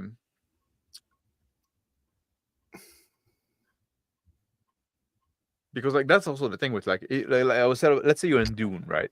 Okay, and finally. You do a session in Gidi Prime or like, how do you say it? Gidi Prime is what I call Gidi it. Prime. Yeah, Gidi Prime. Yeah. And that's weird. I was also thinking that.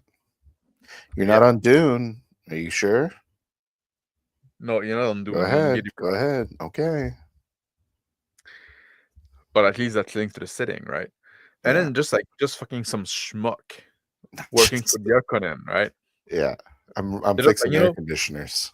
They're fucking born on that world. Maybe like there's some kind of guard or some shit, right? But they're born like, or some cops, right? They're born on that world and just like, you know, they've been raised there. I'm fighting for right to repair on cell phones. Gidi Prime. Fighting for right to repair on the cardiac valve.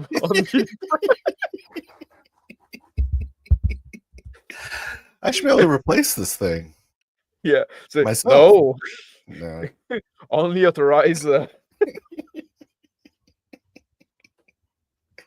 the guy that's trying to stop you is it's just really a small little plastic part. Can I just get that small plastic part? No, we need the whole plug. The whole like, plug's coming yeah. Like, is that guy like really bad? Or you just try to kill him because say like, well, no, man, it's just like the fucking rules. Yeah, you're eating into their profit margins. Yeah, he's eating into the profit margins. Yeah, of the Harkonnen Harkonnen machine. But you know, like that's also like the thing, like in Dune, right? The Harkonnen are kind of like portrayed as like cartoonishly evil. Would you say?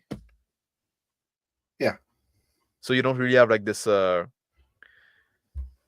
you if you were in that setting, right? And you're the Harkonnen, you kind of say like, oh, okay, those are the bad guy, right? And you fight them. They like come by. They're like, why aren't you shaved bald in black latex right now? Like, I'm just more comfortable in this. Yeah. Well, we need to go put a cardiac valve on you. No. I'm pretty healthy. My heart is working pretty good. I think you're missing the point. It's about like everybody here got it. Right? Just I need to dip you in the baby oil, and Miss Chief Harkonnen guy needs to talk to you. He's not even like the main Harkonnen. It's like Landlord Harkonnen. Yeah, exactly. Well, just like you know, Yeah. It's against the rules just to walk around. I don't want to ruin your day, man. Just like, you just, we all have it here. You just like, are you like, You know what? You're asking a lot of questions. You keep asking those questions. Someone else is going to talk to you. I don't want to. Like, are you justifying just like killing him on side, right? Like, like I said, it's like, is that like an interesting setting? Is that like an interesting villain? I think what happens is Louis Bossman ends up beating the shit out of that guy and then driving down the freeway. In a taxi. Taxi. Better than driving around India, just getting driven in India. All right, just fucking take me across the bridge. You know what? I need to run away. I'm gonna pay my fare. Yeah. Yeah. Nailed it. Okay, so what about 40K? 40K? That's evil. Is it evil? No. Is it evil? Not. It's about the survival of human species, right? Yeah. I'm sure there's some guys that take advantage. Yes, and it leads to stagnation. But then that would be like an illegitimate sort of. Or are they? Sorry, Mark. I don't know. Maybe that aspect is. I don't know. What's the point we're trying to make now? Because I'm lost. We're talking about like those evil setting where like people are evil and it's like cartoonishly like black and white basically. Okay, and what is the point about that? Is it interesting to role play? Okay, gotcha. I would find it interesting, like we discussed with 1984, if I'm the jackbooted thug as a crisis of conscience and then bucks against the system. But I don't think if we're talking about campaigns, it probably gets less interesting pretty quickly. Yeah. It's run out of juice. Yeah. That's a big part of my point. My point with those settings and stuff like that. It's not that you cannot do it, is that they're gonna get like, okay, we explored what was to be explored here. Yeah. I think I'm kind of like anti-campaign, just in general. Is that your conclusion from that conversation we had? I think it is, yeah. I think every game gets, well, except, yeah, okay. Maybe you're convincing me now. Are you convincing me now? So, like, you need that freedom. Yes. You got me. Yeah, because you need to have a little bit of the freedom to pursue your goal outside of the setting. So you need a setting that allows you to pursue a goal for a long-term game. For a long-term game. Or you can say, well, we're going to do short-term game, and that's fine. Yeah, you can do anything in the short term. I know, mister. My router gave out. I had to reset everything. It's probably our fault. Is it? I listened on my phone, though. Okay, good. Well, we figured we solved it. Yeah. Yeah. So that was easy. Exactly. No, but I think that's also like, maybe like kind of the point I wanted to get at. Like I often say, like in Tear Off Your Skin, it's about figuring stuff out, right? I'm not coming, I might have an idea at first, but oftentimes like I'm talking about those things, like I'm not convinced about, like I'm not like fully on board, right? I want to explore the idea. Because I am interested in continuing to play Horizon. Well, me too. Like it's interesting. Yeah. But we have a lot of like freedom in there. We do. We're not restricted. We have a long-term goal. We're not just butting up against a setting. And we each have a long-term goal. Yeah. Awesome. Mm-hmm. What is the catalyst that will keep your characters together, or does that even matter? Doesn't matter. And it's probably not going to happen. We're womb brothers. Yeah. Womb brother?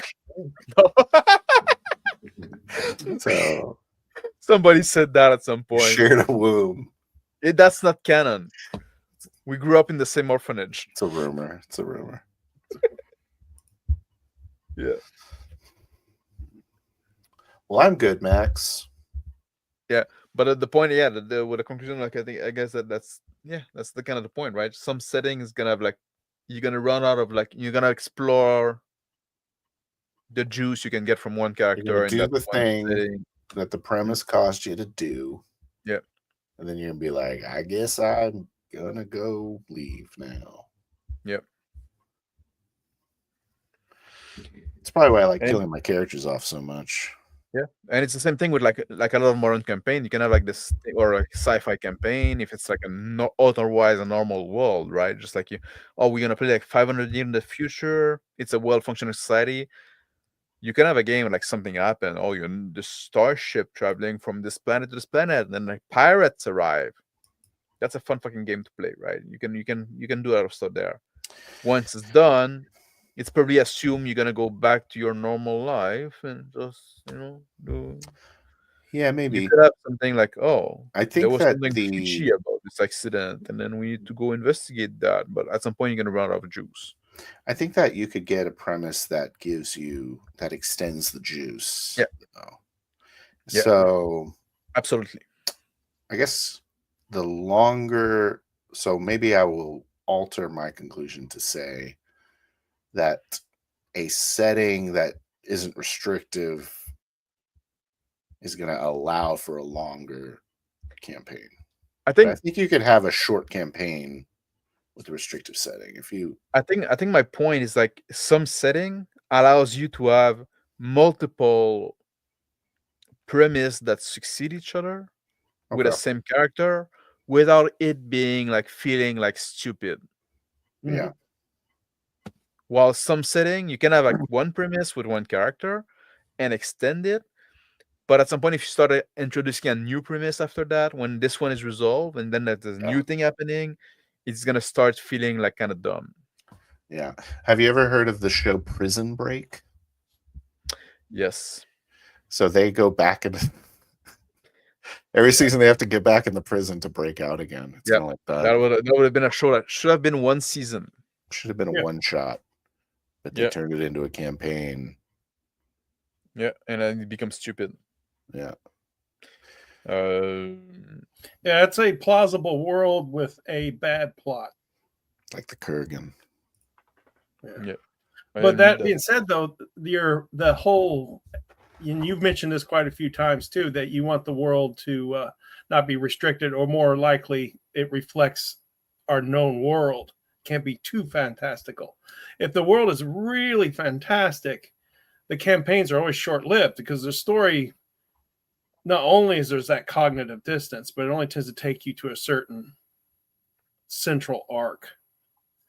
But like my longest lasting campaign that I've been running since before the pandemic, Just Won't Die. We can't find a is because it's very much rooted in, the actual world, not in a completely fabricated world like Faerun or whatever. Since it reflects our world and our problems and our social structures and an alternate reality, if you will, the story just keeps growing and it won't die. But that's a superhero story, right? Yeah, so but it's got added layer on top of it, right? Do what?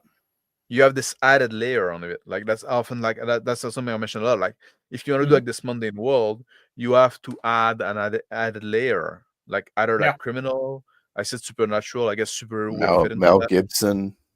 Mel Gibson, exactly. Mel Gibson's involved in some way. Yeah. Kevin Costner, Mel Gibson, Luke. Nicolas Cage, Michael Cage or whatever. Yeah. Nicolas Cage. He's trying to leave Las Vegas. Because that's the thing. Like you can say like, oh, it's the modern world, but there's vampire. Yeah. Well, it's not modern world anymore. There's modern world, but aliens drop down. Like it's not modern world anymore. You broke the modern. Yeah, and it did. You are right. It did start to get too fantastical, and because of that, the story started to get. But what they're experiencing now is called an incursion, where another reality is colliding with theirs, but it's multiversed not. But it's not a physical phenomenon. It's more like the Mandela effect, where reality just shifts and only the player character can see it. Like, for instance, they were based in Gotham, but now that he's dealing with New York PD and he's New York, and no one remembers the word Gotham. It's just New York now. And so the world is slowly becoming more realistic and characters are just disappearing. And it's so, and the more real the world gets, the more that fantastic is interesting and the more plausible the human plots are. But that's kind of like a contrivance that you bring in to keep the thing going, right? Because that's almost proved my point. At some point, like, you ran out of juice, so you have to add this big, now there's like, and it's the same thing with the Louis Rossmann game, right? They was running out of juice, and then Louis Bossman, sorry. Totally legally distinct. Really distinct from Louis Rossmann. Legally distinct Louis Rossmann. Yeah. Well, I mean, it occurred at the point, like, there's a contrivance being introduced to keep the juice, to add some more juice, right? Yeah. Yes and no. It is a reaction to the player. The player was traveling through the parallel realms to resolve an issue, and this is the consequence of that. That going back and forth is this type of entanglement. So it's actually a result of the player's choices and trying to alter his current reality. It's causing an incursion because the entanglement with the other realities. Cool. But it just circles back to the concept that the more you tell a story that reflects our world, but still with the fantastical, tends to be a well that you can draw from forever. And like, I'm a big fan of, like, saying, like, I'm a big fan of more mundane setting, in the sense that it let player do assumption, right? Like, I'm a big fan of, like, like, don't try to make your thing like all whole cloth original and fantastic, because then people like are lost, right? So I'm a big fan of that. It's like you want, like, it's mundane setting, you add on top of it a fantastical element that is also new to the character as much as new to the player. So now, if they have question, if they have unknown about it, then it's fine, right? Because there's an alignment between player knowledge and character knowledge. Yeah, absolutely. You ever watch that show, Carnival Row? I hated it. Yeah, it wasn't that great, but it had quite a momentum. But I think the number one problem why it just utterly failed, this cognitive dissonance, is that it wasn't in our world. Yep. It kind of seemed like it was in our world, but it was not. Whereas in something like Harry Potter or whatever, they're or Underworld with the vampires, they're in our world. What's called the hidden world, story, because it's nested in our world. People can relate to it. I think that was one thing in the show that was well done, because you could make assumption about the world. Yeah. And for the mundane stuff and the fantastical stuff is fantastical, so that's fine that you cannot make assumption. That was the one point that was well done. The thing I didn't like about the show is, like, it was very heavy-handed with the social messaging. Very heavy-handed. And also it was, like, very predictable in the way it was written. Very poorly written show, maybe. Like, did you see that, Phil? No, I think I might have watched one. Is it like there's like fairies in it or something? Yep. Yeah. I think I watched a couple of those. I didn't continue watching it. Yeah. I don't think I wanted to watch it. Like, my wife wanted to watch it. Same with me. Like, the girl I was dating at the time wanted to watch it. She's like, "Oh, watch this," and I'm like, "Yeah." Orlando Bloom. I already know I'm gonna dislike it, so I didn't really give it a chance. Did your wife like it? She pretended to for 2 episodes, and then we stopped watching it. Yeah, she likes everything. Oh yeah, my girlfriend at the time, like, she got upset with me because, like, I was also, oh, okay, this guy's gonna do that in a few episodes, and then it would happen and said, "What are you gonna go spoiling it for me?" To say, "What? Am I spoiling it? I'm just guessing. I haven't seen that show before." I do that too when I'm watching shows I don't like. I'll just talk about how terrible it is, like, while I'm watching it. My wife's like, I don't want to watch this with you anymore. I know. Yeah, it's like it's so fucking heavy-ended. I don't It's want to like, watch it with me anymore either. So that works. it's like, all right, I get it. Yeah. I've watched 3 episodes. I know the season's gonna go. Yeah. Well, I gotta go, man. Yeah, me too. I'm That's out of for me. wine, and I'm gonna need to walk my. We killed the 1:20 bottle. already. Killed the bottle, and it's late already. I didn't Easy. realize. Yeah. Thank you, Azimut, for joining us. Yeah, thank you for having me and for the interesting discussion. Well, I'm glad you liked it. I hope that, you know. That's interesting. I'm not gonna lie. I just wanted to hang out with Phil and drink. Sometimes that's also the point of Well, those streams. you guys are unfiltered, and I'm sure you're experiencing the same thing as most people. Most people are so guarded and filtered that you don't have a real candid conversation, and that's something you guys are openly doing. Yeah. Right? I hope it feels real. Yeah. I hope that, that's also the point. Like, like you come and watch, should feel like hanging out with some buddies, right? Yep. What do you think, Phil? I guess so. I hope people like when they watch it, but I don't care. And if you don't, stop watching. I don't fucking care. All right. Well, there's that candor I was talking about. I'm not there to build a brand. Yeah. The real G's know. Say it like that. Yeah. Yep. This show's for the real G's. Yeah. If you're interested in really trying to figure out some stuff. Did you guys know that Max worked on Far Cry 5? I'm playing that game right now. Don't I talk about it enough? Full circle. I'm gonna bring it full circle. All right, Andy, Max. All right. Thank you, everybody that joined us live. Thank you for Phil to join me on the stream and Azimut. Thank you for the people that joined us in chat and commented and stuff like that. Thank you for the people that watched on the replay. That's the normal thing I say, right?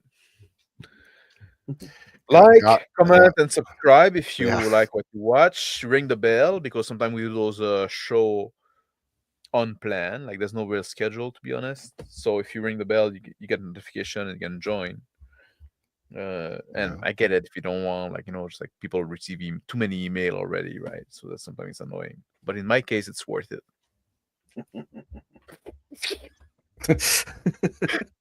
Take care. And miss him now. Bye. God bless. Oh, tomorrow we're playing Horizon again, I guess. Oh yeah. There you go. Tomorrow. Tune in. Good for you. Bravo.